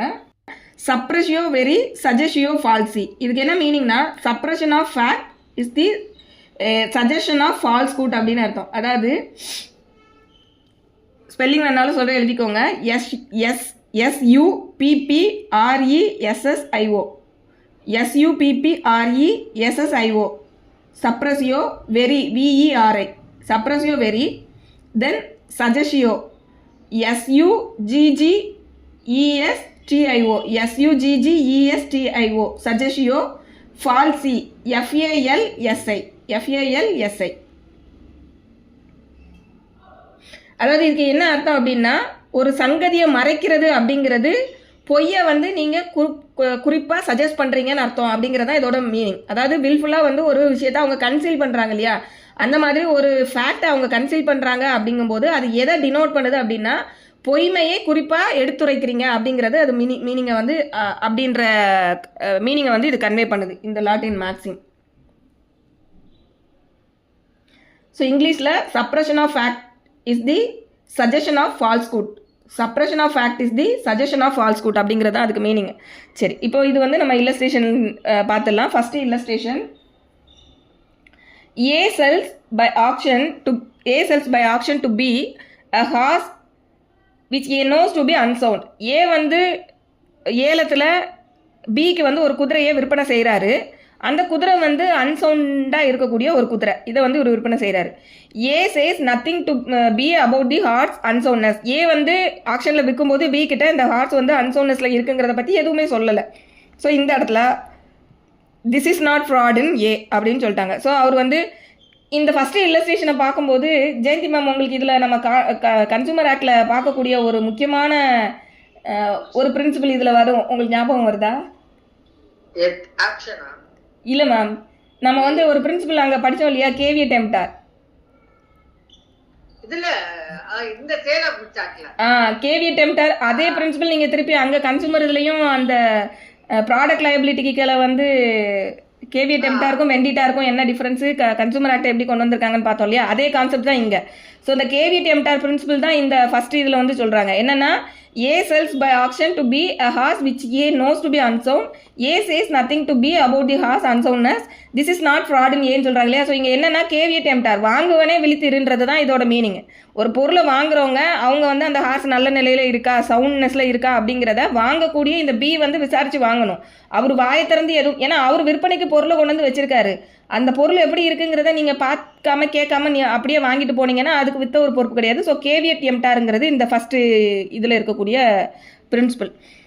ஸோ இதில் இருந்து தான் நமக்கு வந்து இப்போ கேவியட் வெண்டிட்டாருன்னு ப்ராடக்ட் லைபிலிட்டிக்கெலாம் கொண்டு வந்திருக்காங்க, நம்ம பார்த்தோம்ல மேம், அதே தாங்க.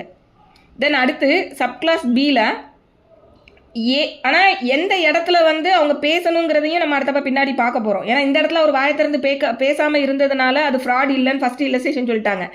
பட் இன்னும் அதுக்கான எக்ஸப்ஷன்ஸ் நான் பின்னாடி சொல்கிறேன். Then subclause B, B is A's daughter and has just come of age. So B வந்து ஏயோட டாட்டர், இப்போ தான் வந்து அவங்க கம் ஆஃப் ஏஜ், அவங்க இப்போ தான் மெஜாரிட்டி அட்டைன் பண்ணியிருக்காங்க. Here the relationship between the parties would make it A's duty to tell B if the horse is unsound. So இங்கே வந்து பி வந்து ஏயோட டாட்டராக இருக்காங்க இல்லையா. இப்போ இந்த இடத்துல இவங்க ரெண்டு பேரோட ரிலேஷன்ஷிப் பாருங்கள், ஃபிடூஷியரி ரிலேஷன்ஷிப். அதாவது டாட்டர் அண்ட் மதர் இல்லைனா டாட்டர் அண்ட் ஃபாதர், ஏதோ ஒரு ரிலேஷன்ஷிப் இங்கே வருது. இவங்க பி அண்ட் ஏக்கு நடுவில் இருக்கக்கூடிய ரிலேஷன்ஷிப். ஸோ இப்போ இந்த இடத்துல இவங்க ரெண்டு பேருக்கு நடுவில் இருக்கக்கூடிய ரிலேஷன்ஷிப் பார்த்தீங்கன்னா ஃபிடூஷியரி ரிலேஷன்ஷிப் வந்துடுது. ஸோ இந்த மாதிரி ஃபிடூஷியரி ரிலேஷன்ஷிப் வரக்கூடிய இடத்துல சைலன்ஸாக அவங்க மெயின்டைன் பண்ணக்கூடாது. அதை தான் வந்து இந்த லா வந்து நமக்கு சொல்லுது. அந்த எக்ஸ்பிளனேஷனில் சொல்கிறாங்க இல்லையா, என்ன சொல்கிறாங்க லாஸ்ட் பார்ட்டில், it is the duty of the person keeping silent to speak. இந்த இடத்துல ஃபிடூஷியரி ரிலேஷன்ஷிப் வரக்கூடிய இடத்துல எல்லாத்துலேயுமே என்னென்னா அவங்களுக்கு ஒரு டியூட்டி உண்டு, என்னென்னா அவங்க அந்த இடத்துல பேசியே ஆகணும் அப்படிங்கிறது. ஸோ அதை தான் வந்து இந்த ரிலேஷன்ஷிப்பை வச்சு இந்த இல்லஸ்ட்ரேஷனில் சொல்லுவாங்க. B is A's daughter and has just come of age. Here the relationship between the parties would make it A's duty to tell B if the horse is unsound. So இந்த இடத்துல இவங்க ஹார்ஸ் அன்சவுண்டாக இருக்குங்கிறத சொல்ல வேண்டிய duty அந்த டாட்டர்கிட்ட சொல்ல வேண்டிய duty மதருக்கோ ஃபாதருக்கோ இருக்குது. ஸோ இந்த இடத்துல அவங்க சொல்லலைன்னா ஃப்ராடுன்றதுக்கு கீழே அட்ராக்ட் ஆகும். Then B says to A, B வந்து ஏ கிட்ட சொல்கிறாரு, என்ன சொல்கிறாரு, if you do not deny it I shall assume that the horse is sound. So நீங்கள் வந்து நீ வந்து அதாவது இப்போ நீ வந்து இந்த குதிரை வந்து அன்சவுண்ட்னஸில் இருக்குது அப்படிங்கிறத நீ டினை பண்ணலை அப்படின்னா நான் என்ன அஸ்யூம் பண்ணிப்பேன்னா அது நல்ல சவுண்ட் மைண்டில் தான் அந்த ஹார்ஸ் இருக்குதுன்னு நான் எடுத்துக்கிடுவேன் அப்படின்னு இவர் சொல்கிறாரு. யார், பி வந்து ஏ கிட்ட சொல்கிறாரு. இப்போ இந்த இடத்துல ஏ வந்து எதுவுமே சொல்லாமல் இருக்காரு, mere silence. So subclause B and C வந்து சைலன்ஸ் பற்றி பேசுது, இப்போ சி வந்து சைலன்ஸில் இருக்காரு. Here A silence is equivalent to speech. அப்போ இது வந்து ஏன்னா இவர் சொல்கிறாரு நீ இப்போ எதுவுமே சொல்லலைன்னா நான் இதை இப்படி தான் எடுத்துக்கிடுவேன் அப்படின்னு சொல்லி கேட்கும்போது அந்த இடத்துல அவர் சைலண்ட்டாக இருக்காருன்னா அதுக்கு என்ன அர்த்தம், அவர் வந்து அது சவுண்டாக தான் இருக்குங்கிறத எடுத்துக்கிறேன். ஏன்னா அது ஈக்குவலன்ட்னு அவரே சொல்லிட்டாரு. நீ அமைதியாக இருந்தனா அது நல்லா இருக்குன்னு நான் எடுத்துப்பேன்பான்னு சொல்லும்போது இவர் அமைதியாக தான் இருக்காரு. அப்போ அது ஈக்குவலன்ட் டு ஸ்பீச். இதை தான் வந்து இந்த செகண்ட் பார்ட்டில் எக்ஸ்பிளனேஷனில் சொல்கிறாங்க இல்லையா, or unless is silence is in itself equivalent to ஸ்பீச்னு. ஸோ அதுதான் இந்த இல்லஸ்ட்ரேஷனில் சொல்கிறாங்க. தென் அடுத்து சப்கிளாஸ் சி பி, சாரி அது பார்த்துட்டோம் இல்லையா, சப்கிளாஸ் சி பார்த்துட்டோம். Then illustration D, A and B being traders. அதுதான் மேம் சொன்னது. If you do not deny it I shall assume that the horse is okay ma'am. Okay then D, A and B being traders. A and B ரெண்டு பேரும் traders enter upon a contract. So ட்ரேடர்ஸ்ன்னு வரும்போது கண்டிப்பாக வந்து அவன் இப்போ ட்ரேடர்ஸோட இது எப்படி இருக்குன்னா அவங்களோட வியாபாரத்தை காப்பாற்றிக்கணுங்கிற மாதிரியான இதில் தான் அவங்க இருப்பாங்க. ஸோ இந்த இல்லஸ்ட்ரேஷனை பாருங்கள், A and B being traders enter upon a contract. Okay, A has private information of a change in price which would affect B's willingness to proceed with the contract. இப்போ ஏக்கு வந்து ஒரு ப்ரைவேட்டாக ஒரு இன்ஃபர்மேஷன் கிடச்சிருக்கு. என்ன இன்ஃபர்மேஷன்னா, நம்ம இப்போ அந்த கான்ட்ராக்டுக்கு சப்ஜெக்ட் ஆகக்கூடிய அந்த சப்ஸ்டன்ஸ் இருக்கு இல்லையா, அதோட ப்ரைஸில் சேஞ்ச் வருது. இந்த சேஞ்சை வந்து கண்டிப்பாக இந்த சேஞ்சு வந்து பிக்கு தெரிஞ்சதுன்னா அவர் ஃபர்தராக இந்த கான்ட்ராக்டை ப்ரொசீட் பண்ண மாட்டார் அப்படின்றது இவருக்கு தெரியுது. இந்த இடத்துல அவர் வந்து அதை A is not bound to inform B அப்படின்னு சொல்கிறாங்க. இந்த இடத்துல அவர் அதை கண்டிப்பாக சொல்லணும்னு அவசியம் கிடையாது. ஏன்னா இப்போ ஏ அண்ட் பி ரெண்டு பேரும் வந்து ஏதோ ஒரு கூட்ஸ் பொருள் வாங்குறதுக்கு அக்ரிமெண்ட்டில் என்டர் ஆகுறாங்க. மார்க்கெட்டில் வந்து இப்போது பொருளுக்கு வந்து தட்டுப்பாடு வரப்போகுது, இல்லை ப்ரைஸ் சேஞ்ச் ஆக போகுது அப்படின்னு ஒரு பார்ட்டிக்கு தெரிய வருது. அப்போ அந்த ஒரு பார்ட்டி என்ன நினைப்பாங்கன்னா, இவருக்கு பெனிஃபிட்டாக இருக்குன்னா நம்ம அவங்களுக்கு ஆப்போசிட் பார்ட்டிக்கு தெரியறதுக்கு முன்னாடியே நம்ம இதை முடிச்சு நம்ம ப்ராஃபிட் பார்த்துடணுன்ற மாதிரி தான் அவங்க இருப்பாங்க. ஸோ அந்த மாதிரி இந்த மாதிரியான ட்ரேடர்ஸ்க்கு கீழே நான் வரும்போது அவங்க ஏதோ ஒரு விஷயத்த வந்து சொல்லாமல், இந்த இடத்துல அவருக்கு தெரிஞ்ச விஷயத்த அவர் சொல்லணுன்றது அவசியம் இல்லை. இந்த இடத்துலையும் வந்து கேவியட் எம்டார் தான். ஏன்னா பொருளை வாங்கக்கூடியவங்க அதில் இன்வால்வ் ஆகக்கூடியவங்க அவங்க விஜிலண்ட்டாக இருந்து அதை வாங்கிக்கிடணும். ஸோ இது வந்து இல்லஸ்ட்ரேஷனில் டியில் இருக்கக்கூடிய விஷயம். ஸோ அப்போ ஃப்ராட் அப்படின்னு சொல்லக்கூடியது சஜஷன் ஆஃப் ஃபேக்ட்டு, அப்புறம் ஆக்டிவ் கன்சீல்மெண்ட்டு, அப்புறம் promise made without intention of performing it, அதுக்கப்புறம் வேறு ஏதாவது ஆக்டு அதோட இன்டென்ஷன் வந்து ஏமாற்றணுன்ற மாதிரி இருந்திருக்கணும். அதுக்கப்புறம் some act or omission specially declared by law, அந்த மாதிரி இருக்கக்கூடியதெல்லாம் வந்து ஃப்ராடுன்றதுக்கு கீழே வருவாங்க. ஸோ இந்த ஃப்ராட் அப்படின்னு சொல்லும்போது இந்த 5 விஷயத்தில் எதை செய்யும் போதும் அவங்களோட இன்டென்ஷன் என்னவா இருந்திருக்கணும்னா, எதிர்த்தரப்ப அதாவது எந்த பார்ட்டியை கான்ட்ராக்டில் என்டர் பண்ண வைக்க போகிறாங்களோ அந்த பார்ட்டியை ஏமாற்றணுன்ற நோக்கத்தோடையே அவங்க இதை செஞ்சுருக்கணும். ஸோ அப்படி இருந்தால் தான் அது ஃப்ராடு. ஸோ இது புரிஞ்சிருக்கும்னு நினைக்கிறேன். செக்ஷன் 17.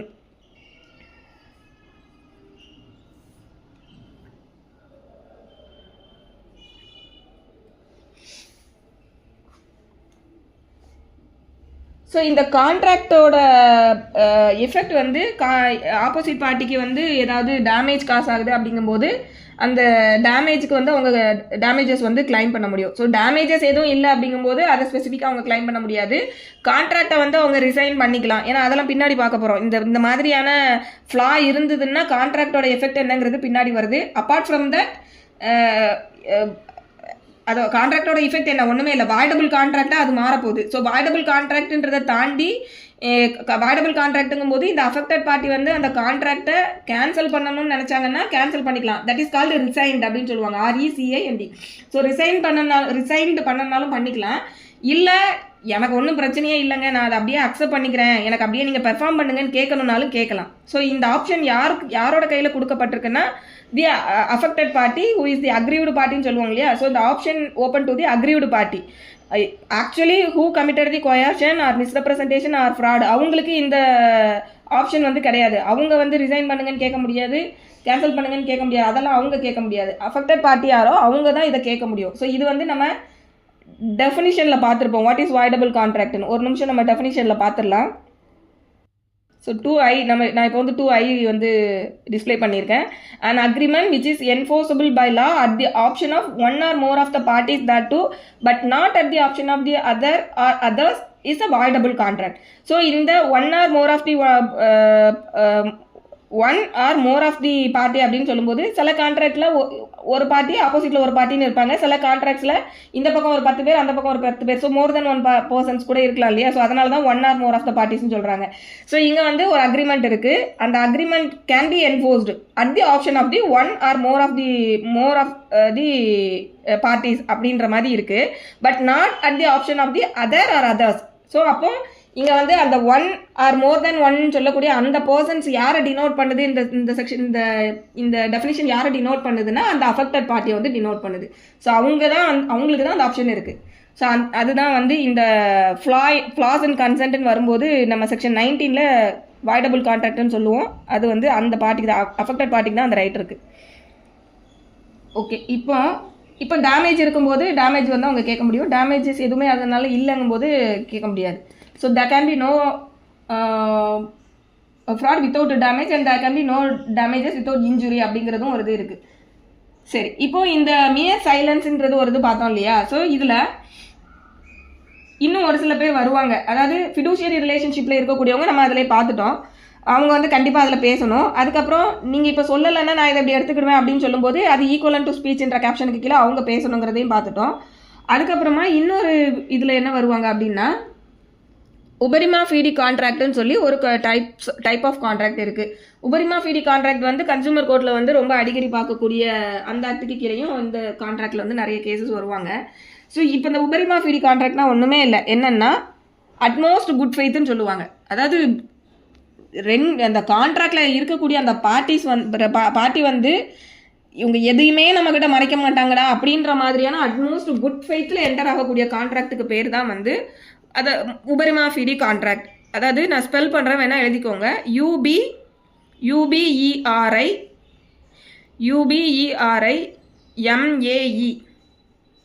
UBERI உபரிமா ஃபீடி FIDEI உபரிமா ஃபீடி கான்ட்ராக்ட்ஸ் போட்டுக்கோங்க. அதாவது முழு நம்பிக்கையின் அடிப்படையில் என்டர் ஆகக்கூடிய கான்ட்ராக்ட். ஸோ இதுக்கு எக்ஸாம்பிள் என்ன அப்படின்னு பார்த்தோன்னா இந்த மாதிரி முழு நம்பிக்கையில் என்டர் ஆகக்கூடிய கான்ட்ராக்ட்ஸை பொறுத்த வரைக்கும் எல்லா மெட்டீரியல் ஃபேக்ட்ஸையும் வந்து அவங்க டிஸ்க்ளோஸ் பண்ணிடணும். எதையுமே வந்து அவங்க மறைச்சி வைக்கக்கூடாது. அதுதான் இந்த கான்ட்ராக்டோட அடிப்படையான விஷயம். ஸோ இந்த உபரிமா ஃபீடி கான்ட்ராக்ட்ஸுக்கு வந்து எந்த கான்ட்ராக்ட்ஸ்லாம் இதில் வரும்னா கான்ட்ராக்ட் ஆஃப் இன்சூரன்ஸு, அதுக்கப்புறம் contract of marriage, contract of family arrangements or settlement, அதுக்கப்புறம் கான்ட்ராக்ட்ஸ் ரெகார்டிங் ஷேர்ஸு, அப்புறம் கான்ட்ராக்ட் ஆஃப் பார்ட்னர்ஷிப். இதிலலாம் இந்த பார்த்தீங்கன்னா இப்போ for example contract of insurance எடுத்துக்கிட்டோன்னா இன்சூரன்ஸ் எடுக்கக்கூடிய எல்லா இதுலேயுமே பார்த்தீங்கன்னா அந்த இன்சூரர் அண்ட் இன்சூர்டு ரெண்டு பேரையும் பொறுத்த வரைக்கும் இந்த அட்மோஸ்ட் குட் ஃபெய்த் அதாவது முழு நம்பிக்கையின் அடிப்படையில் தான் போயிட்டு அந்த இன்சூரன்ஸ் இதை வந்து அவங்க எடுப்பாங்க. ஸோ அந்த இடத்துல எல்லாத்தையுமே இவங்க சொல்லணும் அப்படிங்கிறது. அதே போல தான் பார்ட்னர்ஷிப்பை பொறுத்த வரைக்கும் இந்த பார்ட்னர்ஸ்குள்ளே வந்து அட்மோஸ்ட் குட் ஃபெய்த்தில் அவங்க வந்து இருக்கணுங்கிறது தான் இது. யாருமே எதையுமே வந்து மறைக்கக்கூடாது. ஸோ இந்த நேச்சரில் இருக்கக்கூடியதெல்லாம் வந்து உபரிமா ஃபீடி கான்ட்ராக்ட். ஸோ மிஸ்ரெப்ரசன்டேஷன் முதல்ல சொன்ன மாதிரி என்னென்னா இதில் வந்து இன்னசென்ட்டாக ஒரு ரெப்ரசன்ட் பண்ணியிருப்பாங்க. ஆப்போசிட் பார்ட்டியை வந்து ஏமாற்றணுன்ற நோக்கமே அவங்களுக்கு இருந்திருக்காது.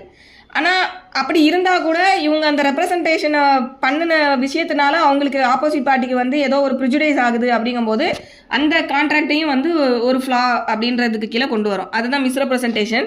Misrepresentation means and includes the positive assertion in a manner not warranted by the information of the person making it or person making it of that which is not true though he believes it to be true. So இங்கே பாருங்கள், ஆணித்தரமாக உறுதியாக positive அசர்ஷனாக ஒரு விஷயத்த ஒரு ஃபேக்டை வந்து சொல்கிறாரு. அந்த கான்ட்ராக்சுவல் பார்ட்டி ஒருத்தர் வந்து சொல்கிறாரு.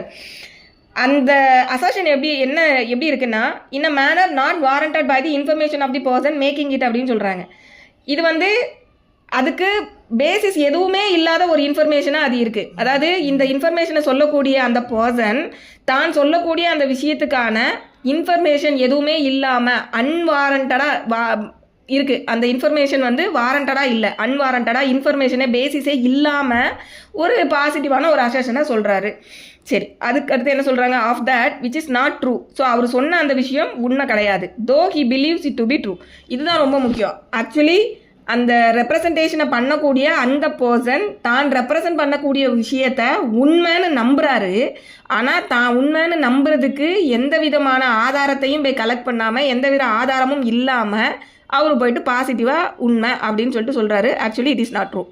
ஓகேவா? ஸோ அந்த மாதிரி ஒரு ரெப்ரசன்டேஷன் இருந்ததுன்னா ஃபஸ்ட்டு அதை சொல்கிறாங்க. ஸோ இங்கே பார்த்தீங்கன்னா இன்டென்ஷன் இருக்காது. ஆப்போசிட் பார்ட்டியை டெசிட் பண்ணணும், ஏமாற்றணுன்ற இன்டென்ஷன் இங்கே இல்லை. ஏன்னா இவரே நம்புறாரு. முதல்ல நம்ம சொல்கிறது தான் உண்மைன்றதை நம்பி தான் அவர் சொல்கிறாரு. அடுத்து சப்கிளாஸ் 2ல் any breach of duty which without an intent to deceive gains an advantage to the person committing it or anyone claiming under him by misleading another to his prejudice or to the prejudice of anyone claiming under him. So இது பாருங்கள், இந்த கான்ட்ராக்ட்னு சொல்லும்போது 2 parties இருக்காங்க இல்லையா? அதில் ஒரு பார்ட்டிக்கு வந்து என்னென்னா ஒரு விஷயத்தை செய்ய வேண்டிய கடமை இருக்குது. அவங்க அந்த கடமையை வந்து ப்ரீச் பண்ணுறாங்க. அந்த கடமையை ப்ரீச் பண்ணும்போது எதிர்த்தரப்பை ஏமாற்றணுன்ற நோக்கத்தில் அவங்க அதை ப்ரீச் பண்ணலை. ஆனால் அவங்க டியூட்டியை வந்து ப்ரீச் பண்ணியிருக்காங்க. ஸோ இந்த டியூட்டியை ப்ரீச் பண்ணதுனால இந்த ப்ரீச்சை கமிட் பண்ணின பார்ட்டிக்கு ஒரு கெயின் வந்திருக்கு, ஒரு அட்வான்டேஜ், ஒரு கெயின் வந்து வந்திருக்கு. ஆப்போசிட் பார்ட்டிக்கு வந்து இவங்க பண்ணின இந்த பிரீச் ஆஃப் டியூட்டினால ஆப்போசிட் பார்ட்டி வந்து மிஸ்லீட் ஆகி ப்ரிஜுடைஸ் ஆகிருக்காங்க. ஸோ இந்த மாதிரியான நேச்சரில் வந்து ஒரு ரெப்ரசன்டேஷன் இருந்ததுன்னா அதுவும் வந்து என்னதில் வரும்னா இந்த மிஸ்ரெப்ரசன்டேஷன்றதுக்கு கீழே வரும். தென் அடுத்து சப்கிளாஸ் 3 காசிங் ஹவவர் இன்னோசென்ட்லி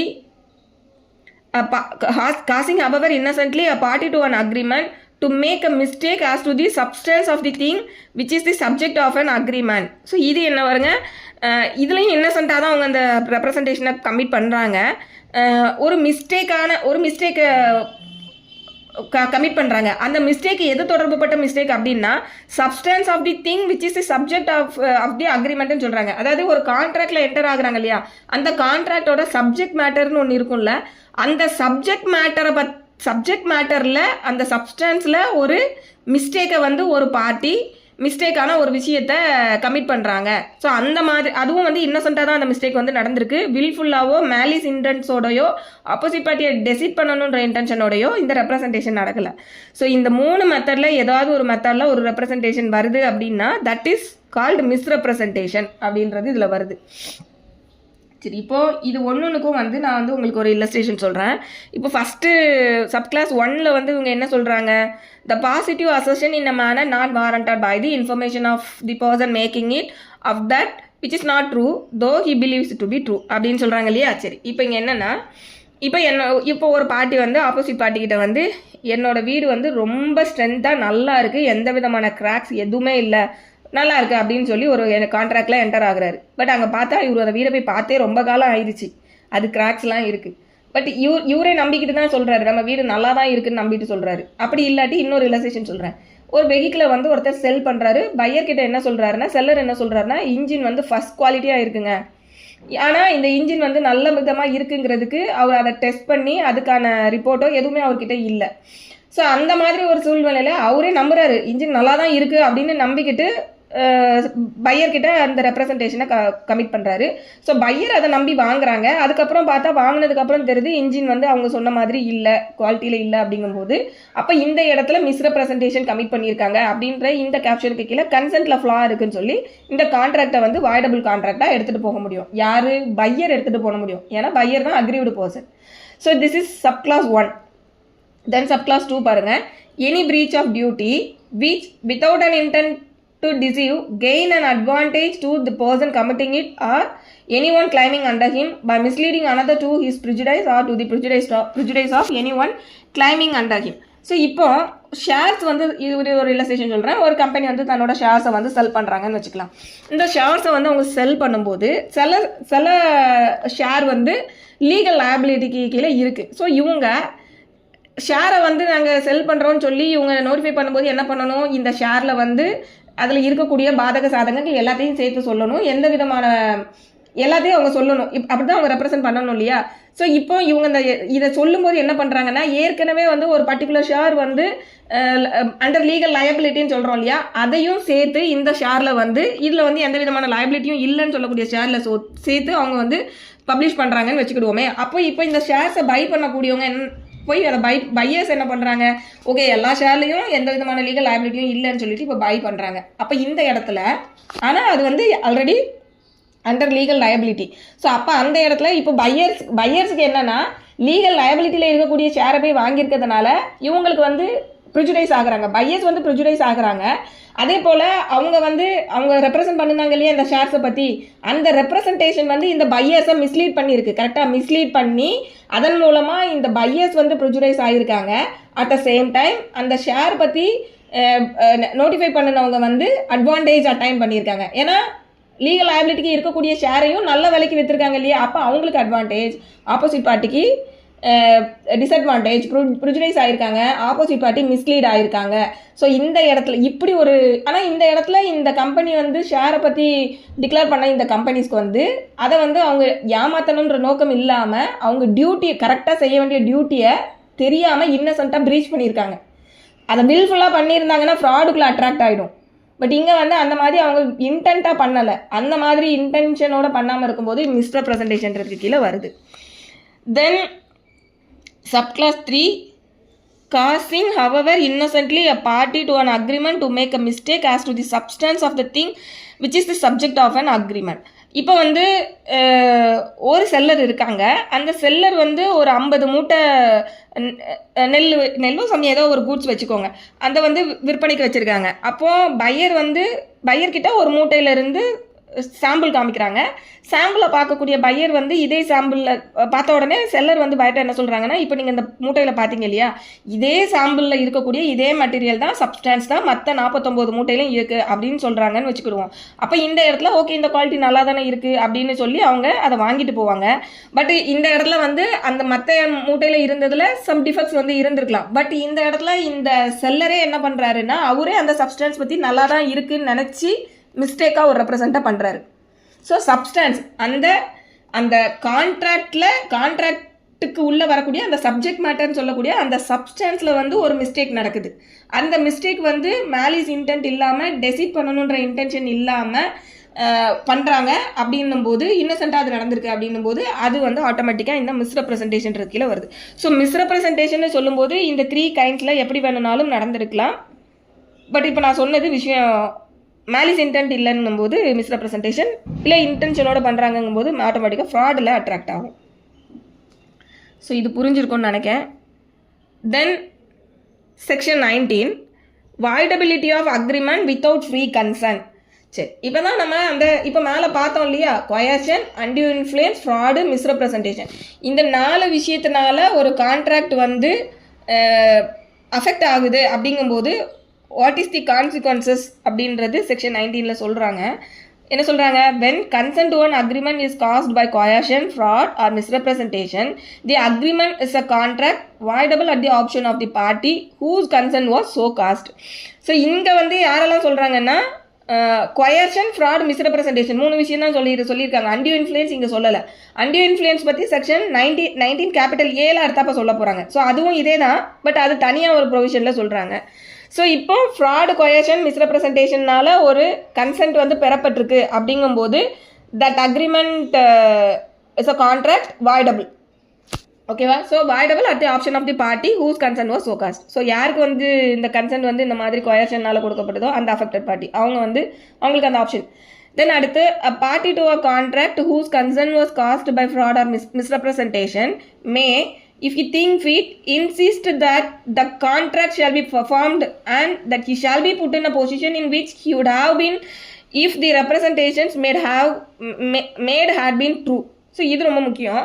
இந்த கன்சென்ட் வந்து ஃப்ராடு இல்லை மிஸ்ரெப்ரசன்டேஷன் மூலமாக நடந்திருக்கு இல்லையா, ஸோ இந்த மாதிரியான நடந்த ஒரு கன்சென்ட்னால அக்ரிமெண்ட்டுக்குள்ள என்டர் ஆகிருக்கும் போது இந்த அஃபெக்டட் பார்ட்டி இருக்காங்க இல்லையா, அவங்க வந்து என்ன பண்ணிக்கலாமா, கான்ட்ராக்டை வந்து ஆப்போசிட் பார்ட்டி வந்து இன்சிஸ்ட் பண்ணலாமா. என்ன அப்படின்னா கான்ட்ராக்ட் ஷால் பி, இதை வந்து பெர்ஃபார்ம் பண்ணுங்க அப்படின்னும் அவங்க இன்சிஸ்ட் பண்ணலாம்.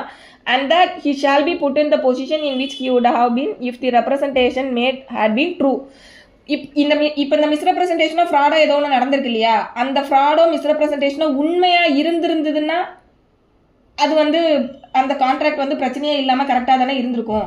ஸோ அந்த மாதிரி அது உண்மையாக இருந்திருந்தால் அந்த கான்ட்ராக்ட் எப்படி இருக்குமோ அதே மாதிரி எடுத்துக்கிட்டு எனக்கு இதை பெர்ஃபார்ம் பண்ணுங்கன்னு அவங்க இன்சிஸ்ட் பண்ணலாம் அப்படின்னு சொல்லக்கூடியது இது. ஸோ இங்கே இந்த செக்ஷன் 19 பொறுத்த வரைக்கும் ஒன்றுமே இல்லை. அஃபெக்டட் பார்ட்டியை பொறுத்த வரைக்கும் சரி பரவாயில்ல, நீங்கள் என்ன ஏதோ ஒன்று பண்ணியிருக்கீங்க, பட் எனிவே நான் வந்து கான்ட்ராக்டை வந்து அக்செப்ட் பண்ணிக்கிறேன், எனக்கு வந்து அதை ஆஸ் இட் இஸ் நீங்கள் பெர்ஃபார்ம் பண்ணி கொடுங்க அப்படின்னு கேட்கறனாலும் கேட்கலாம். இல்லை எனக்கு வந்து நீங்கள் ஃப்ராட் கமிட் பண்ணதுனால கான்ட்ராக்டை வந்து நான் அக்செப்ட் பண்ண மாட்டேன், எனக்கு கான்ட்ராக்ட் வந்து வாய்டபிள் கான்சென்ட், எனக்கு வந்து ரிசைன் நான் கான்ட்ராக்டை வந்து கேன்சல் பண்ணிக்கிறேன், ரிசைன் பண்ணிக்கிறேன் அப்படின்னு கேட்கறனாலும் கேட்கலாம். ஸோ இதுதான் வந்து செக்ஷன் 19 வந்து சொல்லியிருக்கக்கூடிய விஷயம். தென்